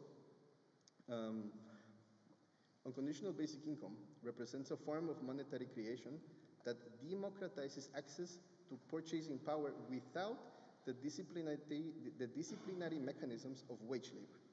By severing the link between survival and labor market participation, UBI creates what we might call negative liberty in the monetary sphere, the freedom from coercion that enables genuine choice about how to allocate one's time and energy. This is not merely a welfare program, but a foundational restructuring of the relationship between money creation and social reproduction. When the state or community creates money directly for distribution to all the members, it makes explicit what orthodox economics obscures. Money is not a scarce natural resource, but a social creation whose distribution reflects political choices about power and property. Common credit creation extends this logic from consumption to production. Rather than restricting credit creation to private banking institutions whose lending decisions reflect profit maximization, DMT proposes democratically governed credit commons that enable communities to finance productive activities aligned with collective needs and ecological sustainability. This represents a positive form of freedom in the monetary sphere, the freedom to undertake ambitious projects of social transformation without subjection to the extractive logic of interest-bearing debt. Historical examples abound, from the mutual credit systems of early 20th century labor movements to contemporary cooperative and community-owned banks. Yet these practices remain marginalized. Debt cancellation operates as monetary destruction, the essential complement to democratic creation. If money is created through lending and spending, then the accumulation of unpayable debts represents a transfer of power from debtors to creditors that eventually threatens social reproduction itself. As David Graeber demonstrated exhaustively, debt cancellation has been a recurring feature of different social orders throughout ancient history, a necessary reset that prevents the concentration of wealth from calcifying into permanent domination. In contemporary terms, the cancellation of illegitimate debts, particularly those arising from predatory lending, structural adjustment programs by the IMF or the World Bank, or the socialization of private losses, represents not irresponsibility, but rather the reassertion of real democracy over monetary relations. Together, these three practices constitute a system of democratic monetary circulation. Money flows into the economy, what we call the economy, through UBI and common credit creation, enabling both production, social reproduction, and consumption, care and freedom, outside capitalist employment relations, while debt cancellation prevents the accumulation of monetary claims from reconstituting hierarchical forms of power. This is dual power in its most concrete form, not merely a transitional strategy, but a sustainable alternative political economy that operates according to fundamentally different principles than capitalism. Now, I won't talk about the debt jubilee because you mentioned it very well. I will go a little bit into the monetary dimensions of ecological crisis. How much time do I have? You can count, but I think 10 minutes. 10 minutes, okay, cool. I will bring another friend here who, I'm also thinking with. Jason Hickel's work on eco-socialism and degrowth adds a crucial ecological dimension to DMT's analysis of monetary power. In Less is More and other related writings, Hickel demonstrates that the climate and ecological crisis cannot be addressed within the logic of endless growth that capitalism requires. The imperative for perpetual GDP expansion, driven by the need to service compound interest-bearing debt and generate returns on capital investment, fundamentally conflicts with ecological sustainability. No amount of green technology or efficiency improvements can overcome this structural contradiction. A genuinely sustainable society requires a deliberate reduction in material throughput, especially in wealthy nations. The connection between monetary systems and ecological destruction operates through multiple circuits. First, the creation of money through interest-bearing debt generates a structural requirement for economic growth. If banks create money when they make loans and destroy money when loans are repaid with interest, then the money supply must continuously expand to prevent systemic defaults. This expansion requires corresponding growth in real economic activity, driving the extraction and transformation of ever greater quantities of natural resources. The monetary system itself, quite apart from any particular investment decisions, structurally necessitates ecological overshoot. Second, the dominance of rentier capitalism, which is outlined by the work of Michael Hudson and Guy Standing, means that an increasing share of economic activity consists not of productive investment, but of rent extraction from existing assets. So just the conversation that we were having. This creates what Hickel identifies as a dual crisis. The productive capacity is financialized, while the returns demanded by the rentier classes require continued extraction from the real economy, including nature itself. Land, resources, ecosystems become mere inputs for generating financial returns, valued only in their capacity to produce monetized yields. The logic of the rentier transforms the earth into a portfolio. Third, and lastly here, the global debt regime functions as a mechanism of ecological imperialism. Through structural adjustment programs imposed by the IMF and the World Bank, loan conditionalities, and the disciplinary power of financial markets, wealthy nations and institutions force poorer countries into export-oriented development models that prioritize debt repayments over ecological sustainability or social welfare or social sufficiency. As Hickel documents, this creates a systematic transfer of resources and ecological services from the global south to the north, a form of unequal exchange that both perpetuates global inequality and drives planetary overshoot. Capitalist development is dispossession. I'm just going to skip some parts here. There is a part about Tomás Sankara and anti-imperialism, but I will skip that. And here I want to make an immanent critique with a lot of love for modern monetary theory and its limits. That I build on MMT. So Roy Bhaskar has this idea of an immanent critique, which is that you critique something from the inside by understanding it, to think about how to go further or beyond it. So MMT has emerged as a significant heterodox challenge to orthodox fiscal policy, particularly in its insistence that monetary sovereign governments face no purely financial constraints on spending. For MMT theorists like Stephanie Kelton, Warren Mosler, Bill Mitchell, or Randall Wray, governments that issue their own currency can never run out of money in the way households or non-sovereign entities can. Instead, the real constraints on government spending are inflation and the availability of real resources, not some arbitrary debt to GDP ratio.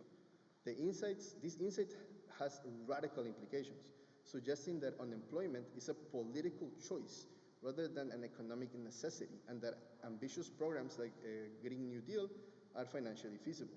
Now, DMT recognizes both the valuable insights and fundamental limitations of MMT. On the positive side, MMT's description of monetary operations in sovereign modern monetary systems is accurate, it's largely accurate. Governments do indeed create money when they spend and destroy money, when they destroy money when they tax. The accounting identities connecting government deficits to private sector surpluses are correct, and the hysteria over government debt ceilings is indeed based on false analogies to household budgets. Moreover, MMT's policy proposals, particularly a job guarantee, represent a significant improvement over the deliberately manufactured unemployment and bullshit employment that serves as capitalism's inflation control mechanism. However, DMT parts ways with DMT on several crucial grounds. So first, MMT remains fundamentally statist in its orientation, treating monetary sovereignty as a capacity of nation states rather than communities to do. So while MMT theorists sometimes acknowledge that monetary systems could be organized differently, their policy proposals invariably assume a centralized state apparatus controlling monetary creation, destruction, and distribution. DMT, by contrast, emphasizes the possibility and desirability of democratic social forms that allow for democratic control over monetary creation through common credit systems and community currencies. Second, MMT's job guarantee, while better in many senses to deliberated unemployment, remains trapped within the wage labor paradigm, echoing the ghosts of Soviet Union-style full employment. It proposes that the state should guarantee employment at a living wage, but it does not question the assumption that income should be tied to employment. DMT's emphasis on UBI represents a more fundamental challenge to the relationship between work and income, recognizing that much socially valuable activity occurs outside of formal employment, and that true freedom requires decoupling survival from labor market participation. The job guarantee may provide security, but it does not provide the freedom to refuse work or to engage in non-commodified forms of production. DMT creates a synthesis that forces us to ask what are the forms of employment that should be created and for what purposes in a democratic, self-determined way, rather than through central planning. Third, MMT's analysis of inflation is a primary, well, I'll skip this one. Fourth, most fundamentally, MMT remains largely silent on the question of private money creation through bank lending. While MMT recognizes that commercial banks create money when they make loans, its policy proposals focus almost entirely on public finance, namely government spending and taxation. This leaves unaddressed the reality that the vast majority of money in circulation is created by private banks, whose lending decisions reflect profit motives rather than social needs. DMT's emphasis on common credit creation and debt cancellation directly confronts this dimension on monetary power. The immanent critique of MMT thus reveals it as a necessary but insufficient step towards democratic monetary transformation and economic democracy more broadly. MMT demystifies government finance and opens space for ambitious public investment, but it does not fundamentally challenge the capitalist organization of social reproduction, production, and distribution. It recognizes the state's monetary sovereignty, but it does not extend that recognition to other social forms and communities, seeking to create their own alternatives. It proposes public employment as a solution to unemployment, but it does not question whether or not employment itself should be the basis for distributing income and social participation. The last paragraph on this. DMT incorporates MMT's insights about monetary operations while pushing beyond its limitations, where MMT sees the state as the primary monetary authority. DMT envisions a plurality of democratically governed monetary systems operating at different scales, confederated to one another. Where MMT proposes a job guarantee administered by the state, DMT advocates for a UBI that enables individuals to exit wage labor entirely if they choose to, and forms of socially necessary work needed by each local constituency, thereby democratizing the notion of a job guarantee. Where MMT focuses on government spending and taxation, DMT addresses the full circuit of monetary creation through both public and common credit systems. And where MMT treats inflation primarily as a technical constraint, DMT recognizes it as a site of political struggle over the distribution of economic power. Now I'll skip my cryptocurrency critique. How much time do I have? 5 minutes? So we talked a lot about Turner, so I won't do that. Yeah? Okay, so I'll just conclude here.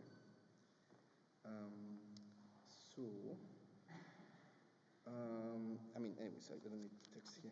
So I guess in the book I give methods of how to abolish the dollar, so it's also kind of practical in that way. I won't go into it now, you can ask me about it. But basically, we are at a point where we really need to bring up David's ghost and ask ourselves, what are the forms of direct actions that we can do in the present right now to change the course of human history?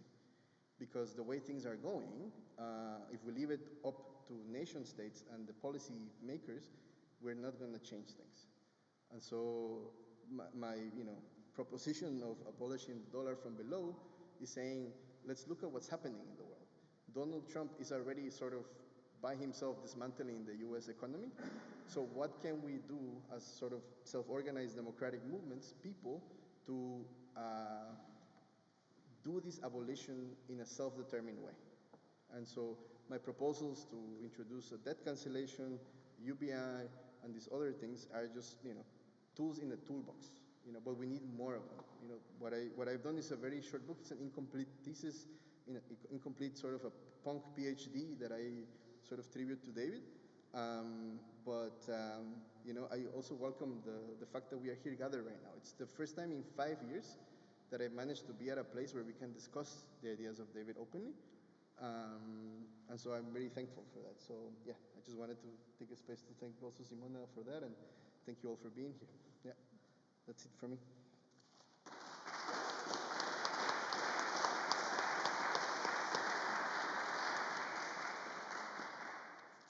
I have more dollars if you want to borrow. Outside a library, anywhere. Please. Shall we discuss this point a few? Yeah?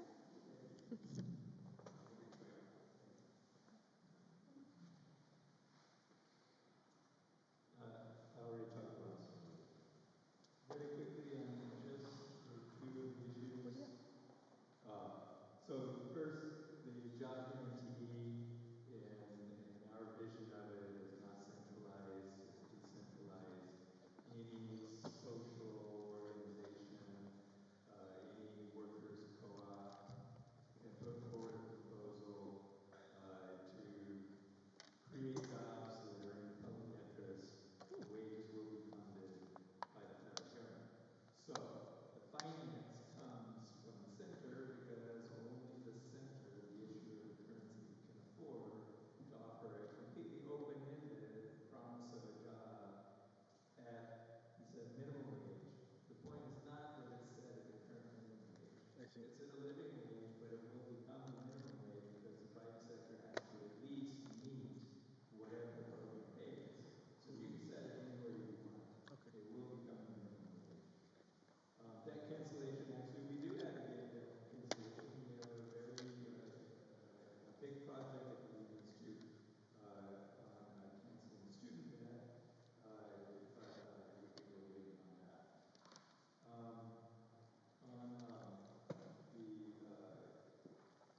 So I said capitalism is unsustainable. It's politically unsustainable. It is socially unsustainable. It is environmentally unsustainable. It's unsustainable. Okay? And what we need to do is replace it.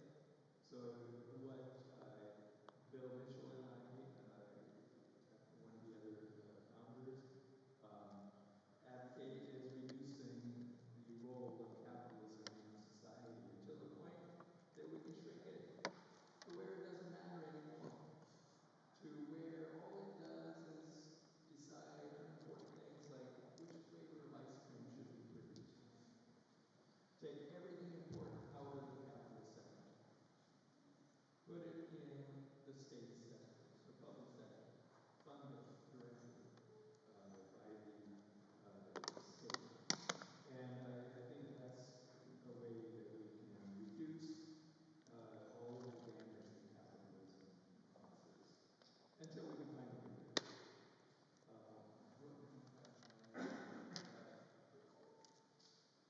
We don't have to run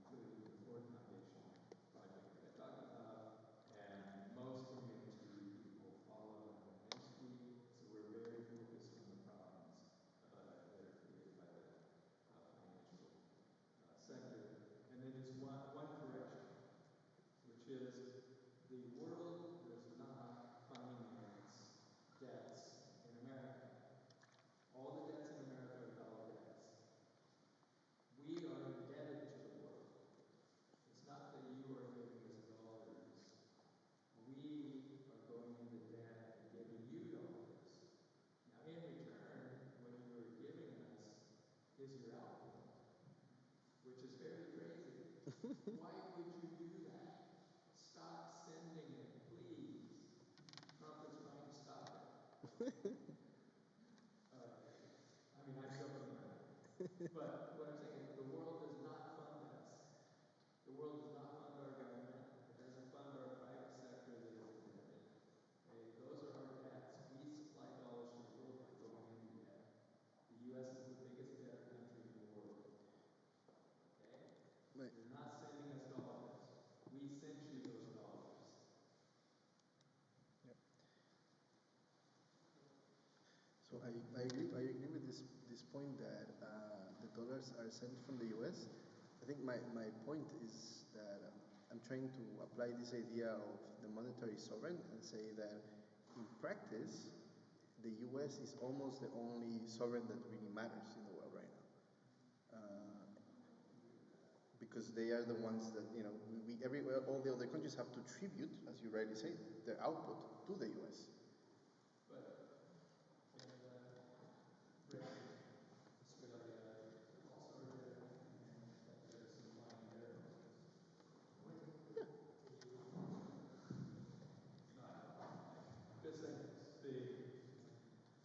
there's this strange thing about English-speaking countries that supply the currencies to the world. The U.S. is the dominant, becoming less and less dominant as the international reserve currency because of stupid U.S. policy like putting sanctions on countries so that you don't trust us. So the dollar is declining as an international reserve currency. It is still fixed, I would agree. It will be replaced at some point. We're not sure what it's going to replace it. It could be China, if China can build trust in their judicial system and so on.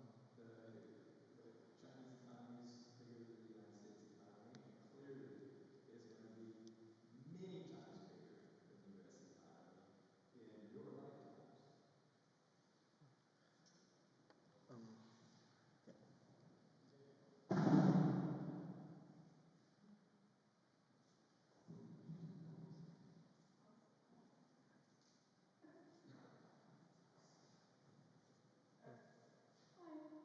Hi, I'm taking photos a little bit.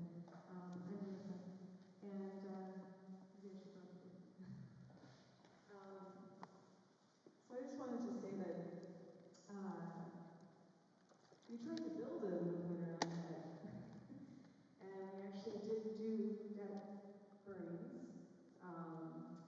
There's an idea from a Vietnam era protesters who was part of the anti-war movement in the 60s and 70s, and at that point they were doing like draft card burnings, and so he had this idea. He was a performance artist, also an actor, and part of the living theater, and he thought, oh, this is going to be great. We'll have like flash mob type things where we talk about our stories together and burn all of our debts, medical debt, student debt, credit debt, just let it all go. And those were quite fun. We did those for, I don't know, a year. Just public gatherings with assemblies and then debt burnings. So I don't know, like there are many ways of trying to organize movements around debt in the U.S. And I know other places too. There's like the Jubilee UK group. There's Citizens Debt Audit in Spain. Debt for Climate. Debt for Climate. I mean, like, yeah, there are many iterations, like going back to the global justice movement too. So we should learn from those examples of what worked, didn't work. Try to integrate in real time to build our theory for what to do next. I just wanted to say that. Thank you. Maybe someone else, please. Yeah.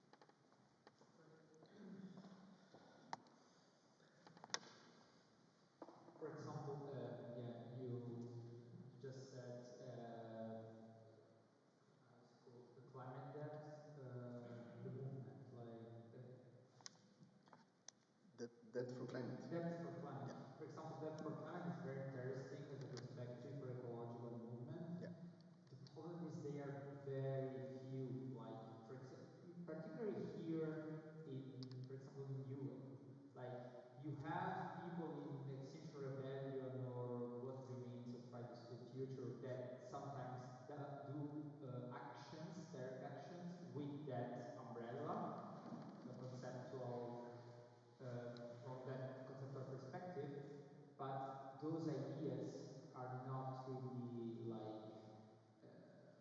think, they are not really popular. At least, for example, if I think here, exchange rate value here in Italy, as a huge problem, and there is a huge problem to conceptualize what you said about how is it important, because you said very interesting, there is an interesting point made about the idea that oil is one of the most important commodities in our system. If you want to buy oil, you need to have US dollar unless you buy oil from Iran. This tells you many things about why US and Israel are so much enemy of Iran. But yeah, I mean, this aspect I think is very important and is a thing that maybe we should work, and I speak as an activist of Extinction Rebellion, we should work on, like pointing out that if you want to fight climate change, you have also to fight basically the US dollar, at least in this part of the world, of course. Totally. Yeah.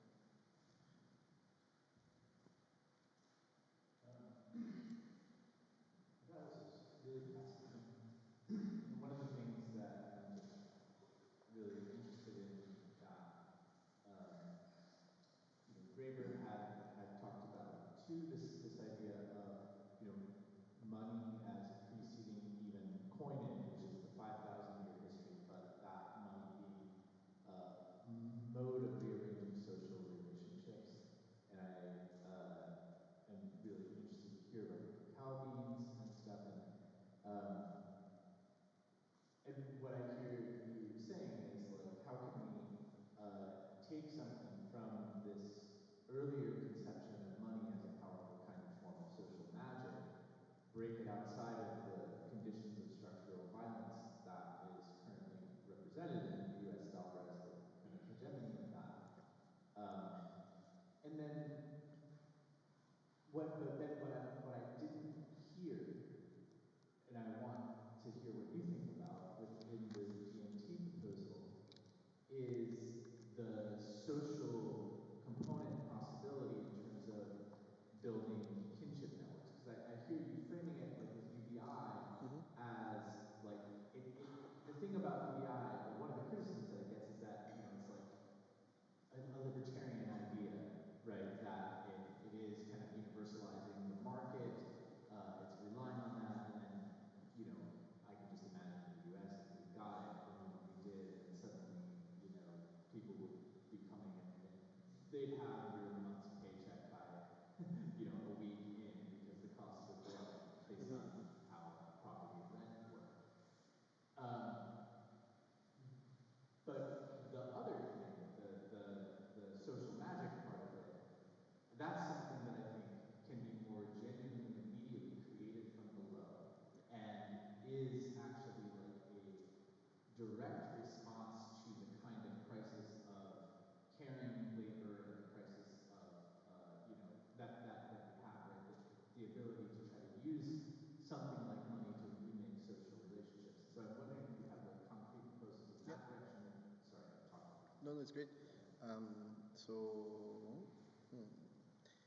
Yes, it's true. I mean, the critique of UBI without changing any fundamental institutional structures will lead to what you said, I think, especially in the US.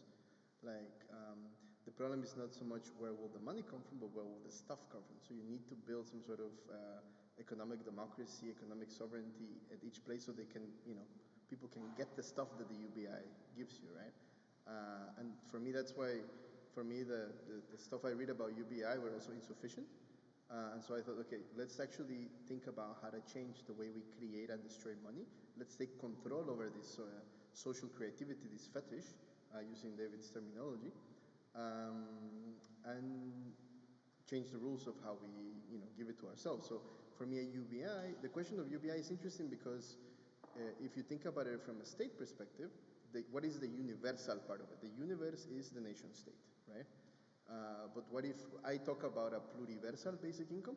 So a basic income that transcends this notion of a nation state and goes to different social forms that can be regional, can be planetary, can be but at the same time, local first. So how do we do a system where we have social, direct democracy at the local level, but it can be somehow confederated at the global level, right? Where people can share wealth at these more bigger levels, and through that process create those kinship structures that you're talking about, right? Because for me, the abolition of the dollar is a way in which we can start to imagine also the dismantling of these other nation states. So this is sort of more my thinking, as opposed to like the BRICS position, no? So it's like the US, the multipolar world, so how can we carve out a third way that is self-determined and democratic from below?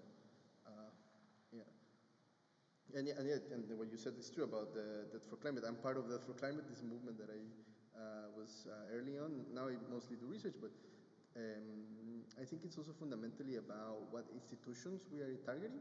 So for example, like 3 years ago, Debt for Climate did an occupation together with, I think it was Teachers for Futures in Germany, where they occupy the finance ministry, and it did nothing because the finance ministry has no power. They say, yeah, the IMF, they have like the 4th largest voting power within the IMF, but that doesn't matter because the US controls the IMF. So we should actually occupy institutions that actually have the control over the money system. And in Europe, that is Frankfurt. That's where the central bank is. But of course, when I say this to my German comrades, they are like, oh, no, we're not going to occupy the central bank of Europe. But if we were to do it, we could actually start to, change the rules. For example, 2 years ago for the G7, we occupied the central quarter of Intesa San Paolo in Italy. Yeah, I can say that too. I mean, I've been denounced as well. So basically, yeah, we occupied it. We hold our ground for like 6 hours. We made statement about, Intesa San Paolo is one of the major banks deduction coming from the Italian public debt across Europe is a bit particular with the central bank and how we run the creation of Europe. And Intesa San Paolo is also investing in oil and other shit, and also is a feminist. So we basically tried to push these narratives. There was a completely, it was basically completely overshadowed. No newspaper basically took it. Just like, yeah, we are occupying Intesa San Paolo because Intesa San Paolo, is one of the guests in the G7 in Turin. There is really like still, even if we had probably 20 years of movement, recent movements about debt cancellation from the anti-globalization movement to Occupy Wall Street, and there is still a completely sort of cover-up of this theme, and it's very difficult to break the media bubble. And this is one of the major problems. How do you communicate the protest, as Graeber would say? Exactly.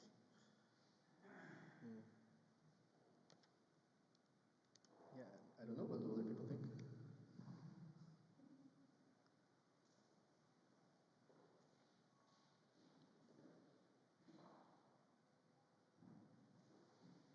The thing is, in the past it was easier to cancel debt because you just had to burn the books. Now you have to know where the servers are. It's a different question. Yeah, that's a different level of being a criminal, like.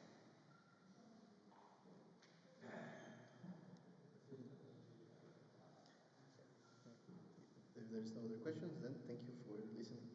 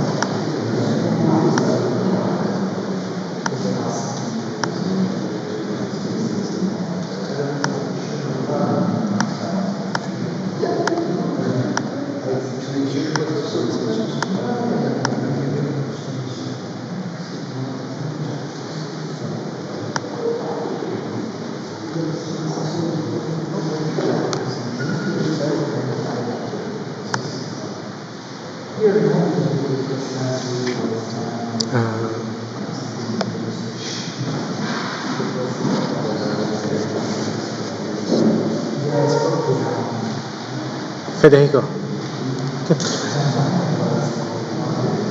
boh, non lo so.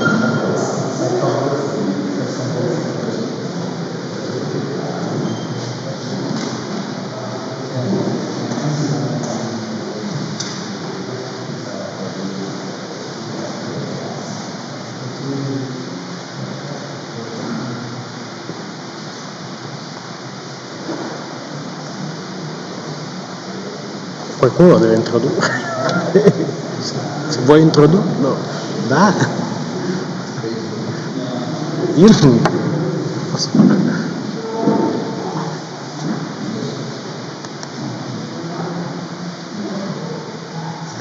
E introdurlo tu, introducilo tu.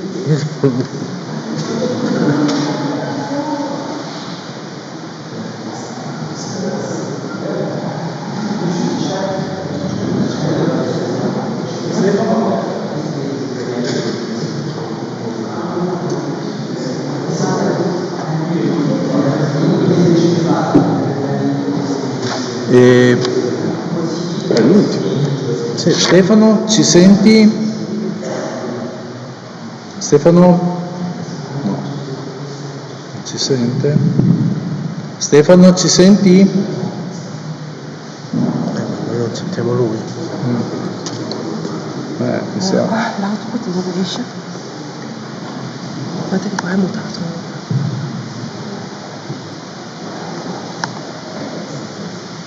Si speakers, giusto? E qua io vedo che è mutato. Non so. No, noi siamo mutati, lui no. Cosa? Ci sente lui ci sente, noi no. Che casino sta.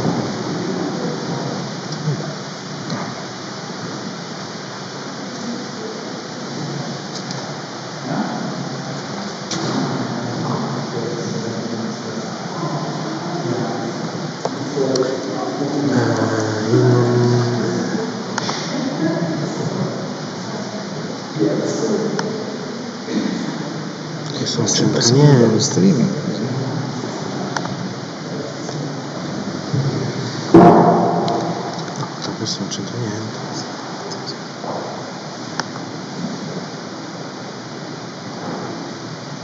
Guardato.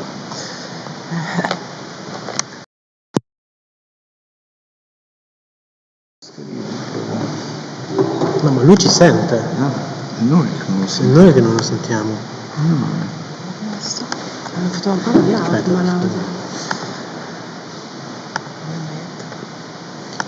quello da proiettore non va sicuramente.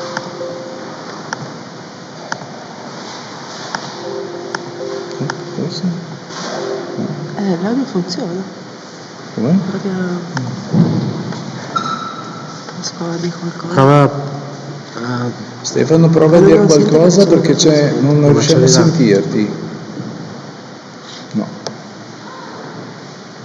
Mi verrebbe da dire Microfono? che sia un problema di Teams, perché se si sente la musica. Microfono acceso, Stefano? Sì.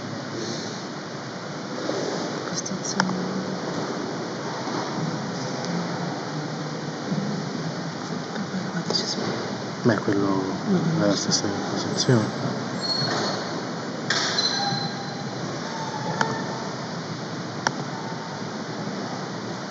Questo è il microfono. Adesso forse. No. Ho praticamente aperto il microfono. Ecco, adesso si sente ma molto piano, non si sentiva niente prima. Ho aumentato il microfono, l'ho messo a tutto volume, di solito funziona benissimo, mi dovreste sentire? Adesso ti sentiamo. Mi sentite? Sì, iniziamo. Sì, io vi sentivo molto piano in realtà, perché forse avete il volume basso, io l'ho aumentato. Si può alzare il volume? Rientro. Credo che ci sia il volume, che dovreste alzare forse il volume, io l'ho aumentato tutto praticamente. Più noi abbiamo il rientro. No, ma non c'è. lui non sente neanche il microfono. Ok, l'ho messo al massimo. Vabbè, ma intanto... Ok, visto che è un po' tardi, c'è un po' un effetto qua di rientro del microfono, possiamo continuare. Stefano Montes, antropologo, Università di Palermo, grazie per essere qui e vai. Okay, I speak English, right? I was told to speak English, or I to speak Italian. No, English, I suppose it's okay. Okay, I speak English, even though my English is a little rusty. I hope you can hear me very well, because when I was connected before, I couldn't hear you very well. It was really difficult, and I hate these online presentations. I would have liked to be in person with you. So I missed lots of conferences, lots of presentations. What I want to say is, I'm the last one. I think you are tired, so I'm not going to take a long time, and I want to be, let's say, informed. I don't want to use any slides, and I don't want to read. I do not know. Maybe we can discuss this note. How long do I have, Federico? I think I have 15-20 minutes, right? Yes, but we have some problem with... Can you hear me? Yes. Okay. Go. Okay, then I keep going. Well, I don't know if I am a Graeber, because, I am an anthropologist, and I am over 60. I am 60. But what is surprising is that I always meet and know many students, many scholars who are students of David Graeber. And I was also in touch with a student of Graeber who was in London, Jacob Bess, and he was in Palermo also, and we collaborated together. What I want to say is that I admire his work, the work that has been written by Graeber. And I don't like, because I think that in a way I like him for theoretical reasons, but also because he was some kind of indiscipline. He liked indiscipline. And what I would try to do with you here is to try to make a connection, a short connection that we can discuss between what is the notion of value and what is the notion of indiscipline. Is it okay? Can you hear me? Yes. Okay. First of all, I'm interested in this connection between value and discipline. I'm interested because I'm naturally inclined to discipline. Because I told you I'm over 60 and I taught in different places in Europe. I taught in Darwin, in Tallinn, in Paris, in Trento, in Palermo, the United States, and I taught different disciplines. When I first started as a teacher, as a university teacher, as a matter of fact, I taught French literature, and I did a PhD in French literature. And then when I went to teach in Estonia, in Tartu, which is the center of very important cultural semiotics, I taught semiotics. So, I'm naturally inclined to think what indiscipline is, because I've been teaching all these studies, all these different disciplines. So I'm interested in indiscipline in the theoretical way, but also in practical terms. My question is, what is a discipline? Okay, this is my question. It has to do also with the notion of identity. Why? Because my colleague, anthropologists, consider me a semiotician, and my friend, semiotician, consider me an anthropologist. So I have a problem of identity between this discipline. What am I, a semiotician and an anthropologist? And this is important to make this connection. And in Palermo, I teach anthropology of food, anthropology of migration, and anthropology of language. But in any subject that I teach in food, language, and migration, what I tell them, obviously, I tell them about food in symbolic terms, in practical terms. But what I also tell my students is that any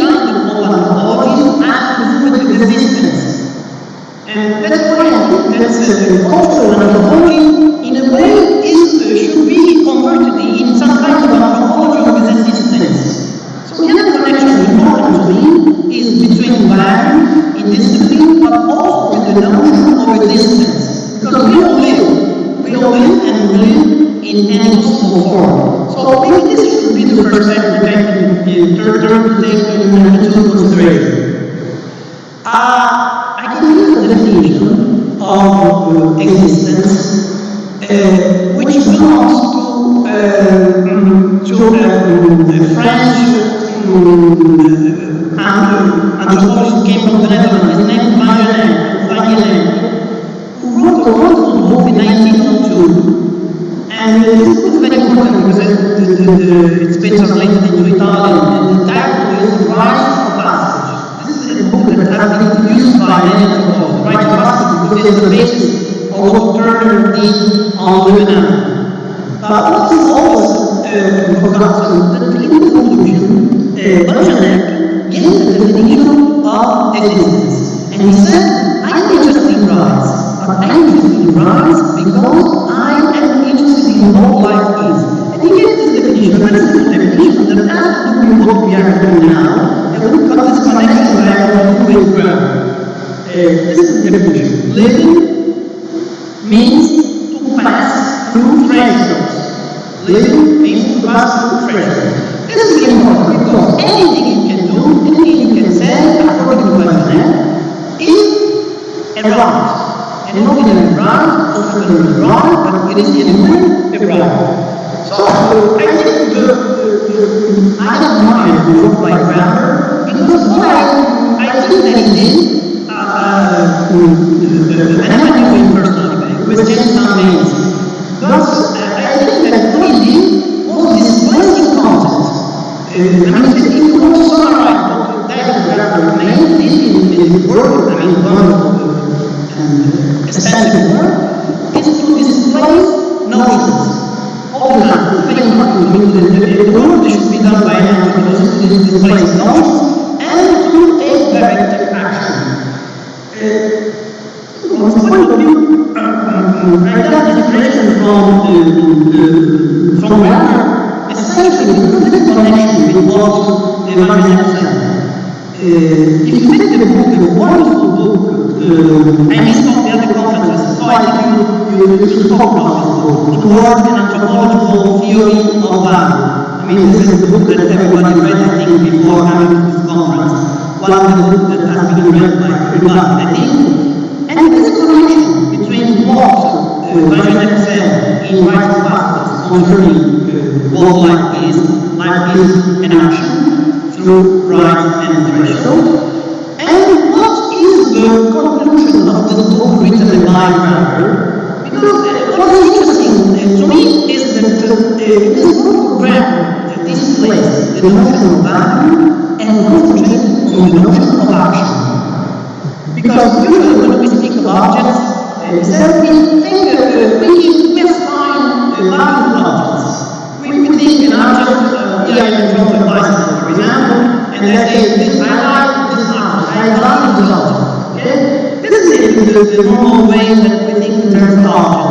But according to Graeber, to me too, we should displace this notion of value to the notion of action and to put it on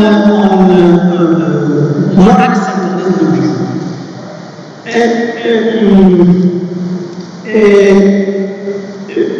So value should be understood in terms of object and not in terms of object, but in terms of action. And the other critique is very important to me because I am teaching anthropology, but I always meet some friends of mine who teach at the university are economists. They teach economy, and so we are friendly about what economy is and what anthropology is. But I want to really love this idea by Graeber when he thought that most model was usually thought in economic terms and displays and neglecting let involve action in. From this point of view, if you want to summarize what he said, Graeber, I think we can make a point, a very important point. The first point is action, and we should see action in terms of also life. How do we define action? How do we define life? But also, I think an important point, I think maybe should be underlined, that value is also a matter of recognition, a matter of evaluation. This is very important. You cannot, get rid of recognition. This is a very, very important point, even in anarchical terms. And the other point,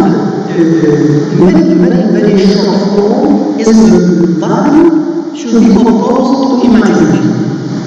And this is very critical to think about it, because it's very difficult to find even, in Italy, on international level, in Italy, to find some anthropologists who connect all these points together: action, recognition, and imagination. All these three points should be all the time taken into account at the same time. This is very important. The other point, I said connection with value and discipline, is the point how do we define discipline? What is the connection between discipline and value? Okay, I can give you two definitions. That can be discussed, because we can use many definitions of value, many definitions of discipline. One that I like a lot is discipline. I can give you two: transgressing the rules pre-established and codified. Transgressing the rules pre-established and codified rules.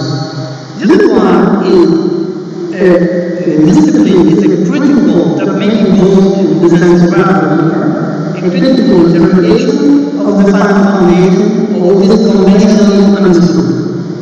So if I want to take this as a definition of discipline, and I want to discuss what is discipline, it's really interesting. Why? Because you can find 4 or 5 points that are really important. First of all, discipline is something which is established. To me, this is not good. Why? Because if you concentrate on what is established, you neglect what is the present and what is the future. Then, discipline is what is codified. And this is the way that to me I like. Why? Because if you think of discipline as something which is codified, you exclude another form of dedication. And then discipline is what is conventional.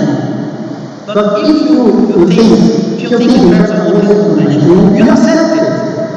Conventional is equal to acceptance. And this is I guess, my understanding of anthropology. For example, Meredith wrote a wonderful book whose title is Implicit Meanings. In this book she said, the work of the anthropologist is to convert what is implicit in what is explicit. So if they think that conventional is nothing implicit, they not go from this point of view. And then there's a third point that is very interesting to me if you want to define also what action and what agency is, and is the discipline is control. Discipline is control. And it's very interesting because if you think of discipline in terms of control, what comes to your mind is Michel Foucault. Michel Foucault gave a nice definition in a French speech that he gave that became a book, The Order of Discourse. And he said this: discipline is a principle to control speech production, which is wonderful because it makes the point, it makes the bridge to what is control and concerning speech, but actually it's also concerning action. So I think that I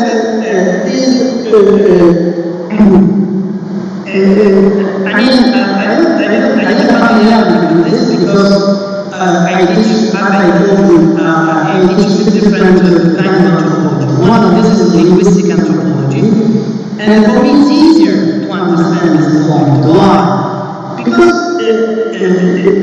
linguistic anthropology of language has to do with linguistics.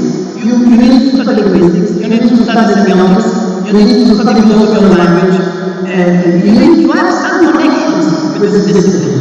But if you have some connection with this discipline, you understand very well that the main basic principle is to collaborate and have a dialogue with the discipline. This separation between discipline is very integral.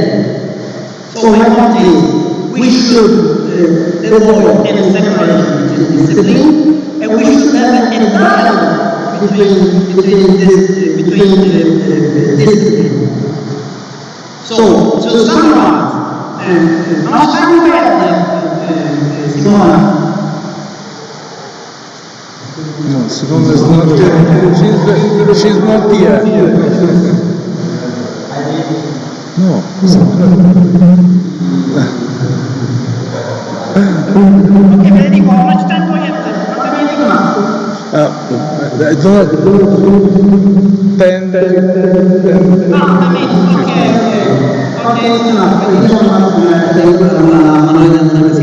okay, so from this point of view,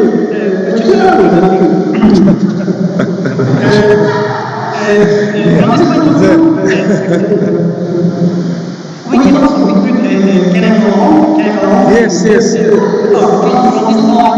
From this point of view, I think we can all, I know there are many variants in developments, and I'm also Graeber. But from this point of view, there should not be any difference, any separation between anthropology and semiotics. This is a very important point to me, because I taught anthropology of language and also semiotics, but also because I think that in a way Graeber can be criticized, because in his book on value, he said that value, from a structural point of view, is a problem of system and positions. I think that's a Graeber, when he was criticizing structuralism, he was thinking of Levi-Strauss, and he was thinking of this dichotomy, the Saussurian dichotomy, langue and parole, system and process. But I think that semiotics went on from this point of view. And this is an important Danish linguist who said that this dichotomy between system and process is not enough. We should make a difference between what we say in Italian, quadricotomia, or elements, scheme, norm, usage, and act. This is very important, because if we take into consideration this Jansenian distinction, this semantic distinction, the critique made by Graeber tends to be avoided.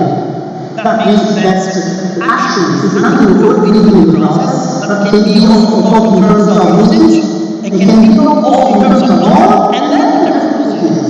So this is something that I am critical to Graeber, but it's a moderate critique. Why? Because I think that Graeber was thinking of Levi-Strauss.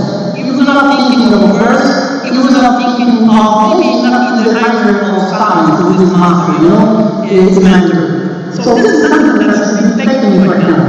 And also, it is also important from the point of view of what we mean when we think of action. Because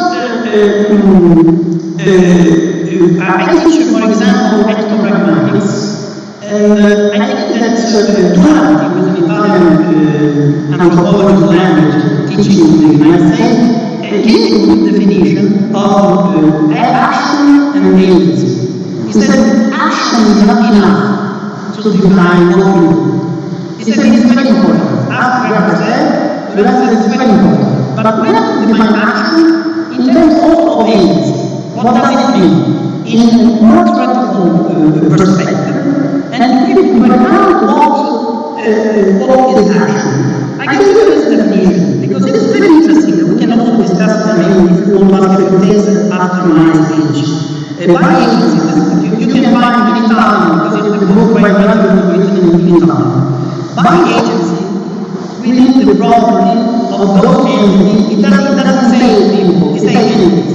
Within the property of those entities that have a certain degree of control on their action.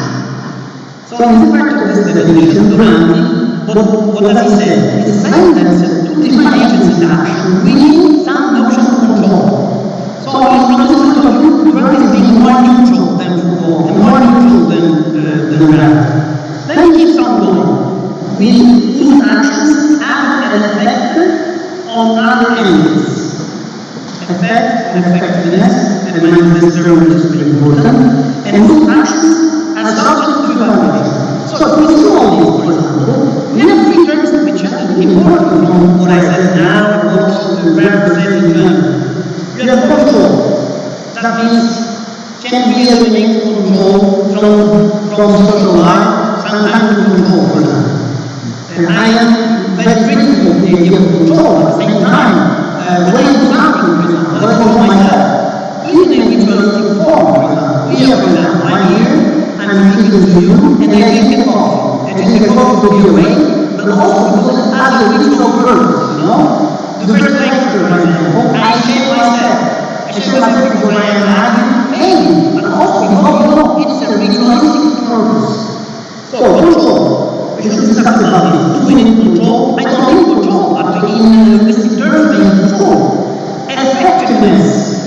This is very box that should be open. We cannot open the box here because many linguists, many anthropologists, and many theologians wrote about the effectiveness of symbols.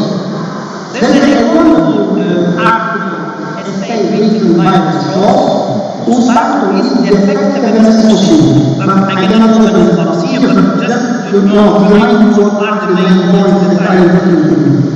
And the third point is evaluation. So we should open this box, I mean, in general, in the future, but should keep into account this point. To make things more and more difficult, I quoted the version I write the passage. But I remember very well that in a book, I don't remember in which book, I remember that Graeber, when he was in the United States, was in contact with Pierre Bourdieu. And he made requests to go and study and do his research with Bourdieu in France. And this is very important because he did not receive funds to go to France, because he did not receive funds, he could not go to France, and he remained in the United States. But this made me think of the fact that Bourdieu wrote a wonderful essay, whose title is a very short essay, whose title in English is Rise of Institutions.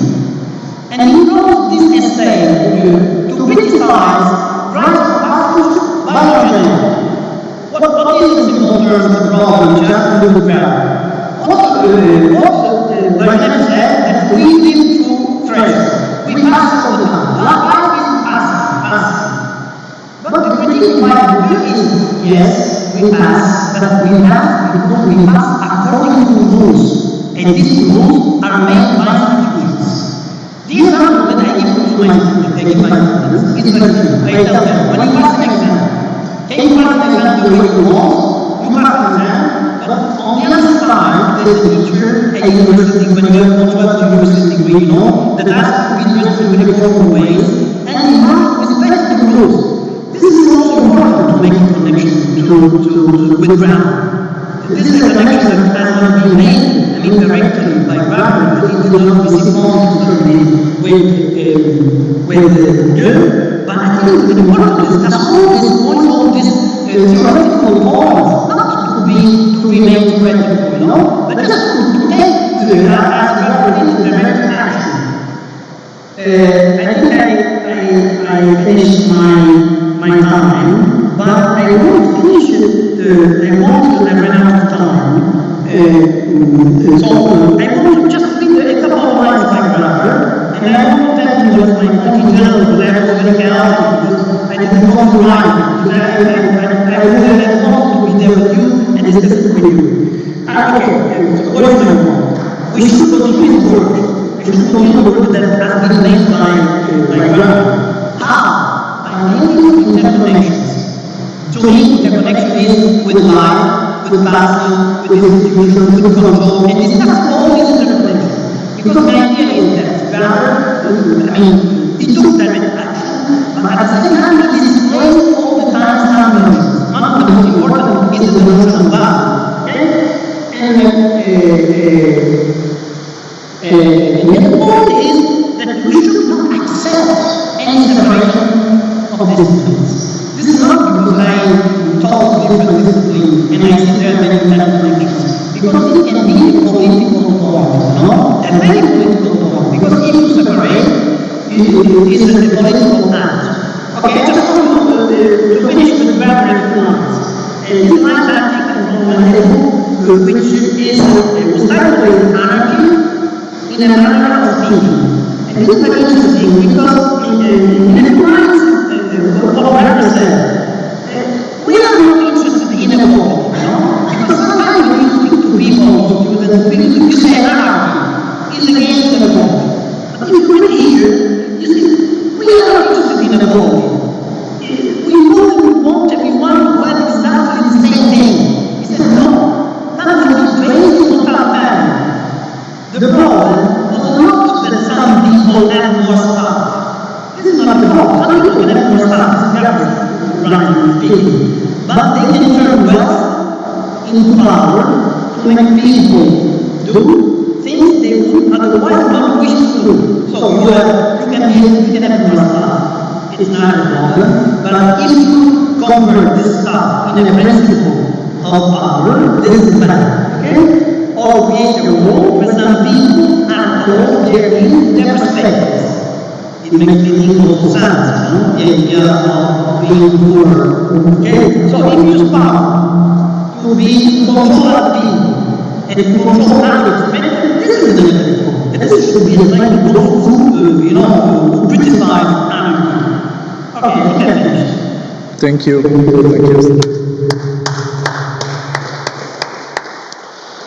Thank you, Stefano. We have a big problem of the microphone. Yes, I cannot hear you very well. We hear you very well, but we have an echo effect terrible here. So thank you for your very rich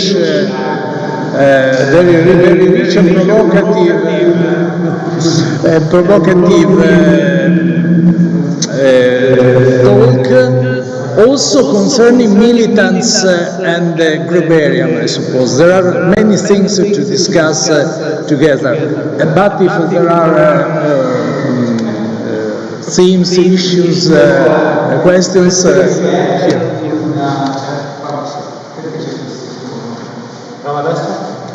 Pronto? Ah, okay, now it works. So I was saying, you understand, you have you hear Stefano? Can you pass? I try. Oh, no. I try my best. Speak loudly if you can. Okay.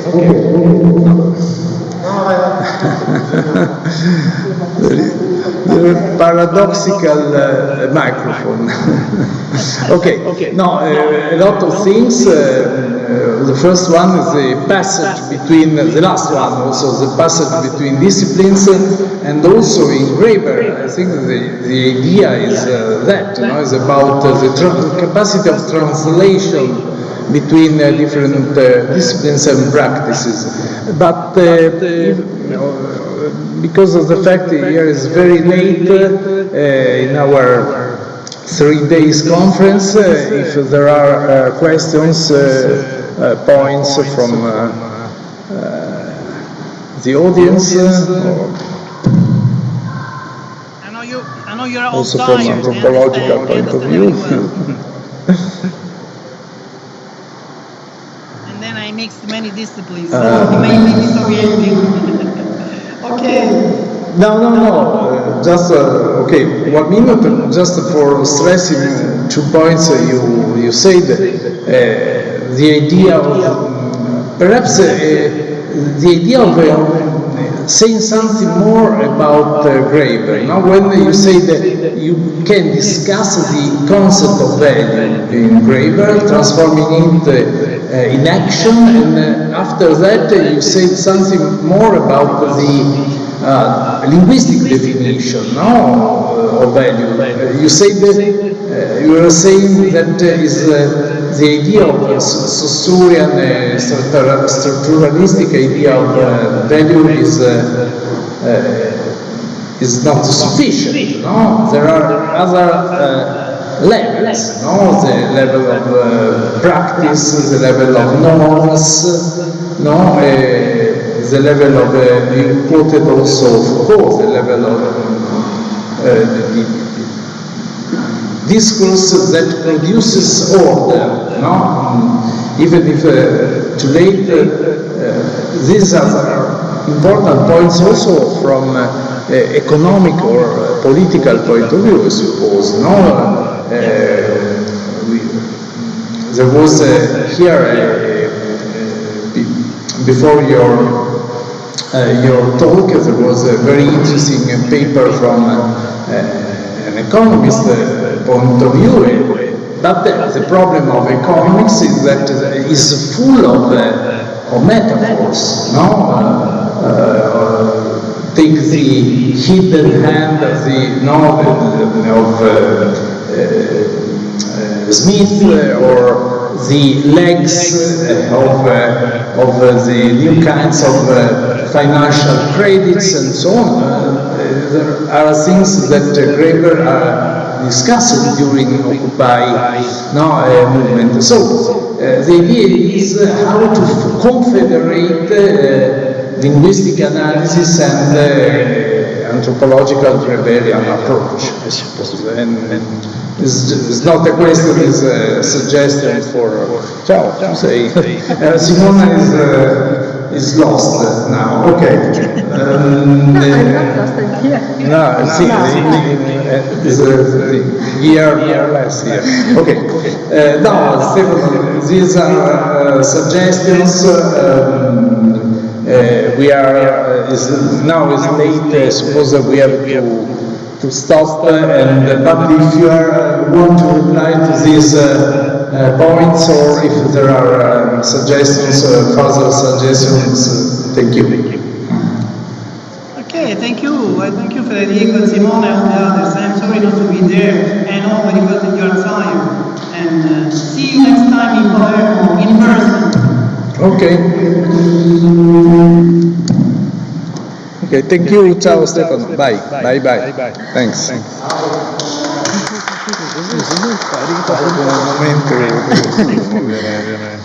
Sorry for my absence. Sorry for being absent. I had to save Steven Shukaitis from missing his flight. And so I had to take him to the railway station. And then luckily we met Professor Vinci Guerra, and I know now he's in safe hands. But okay. So thank you to everybody who endured till now. I sorely regret missing the speech of Professor Montes, and I also to have missed the beautiful conversation you surely had in my absence. I think we can close this amazing conference. Just one word. One part of me says never again, and the other says sine candidum. I would like to keep discussing and keep this thing going. Perhaps if next time, if we have different locations, it's one each 6 months. But it was wonderful. Thank you, everybody.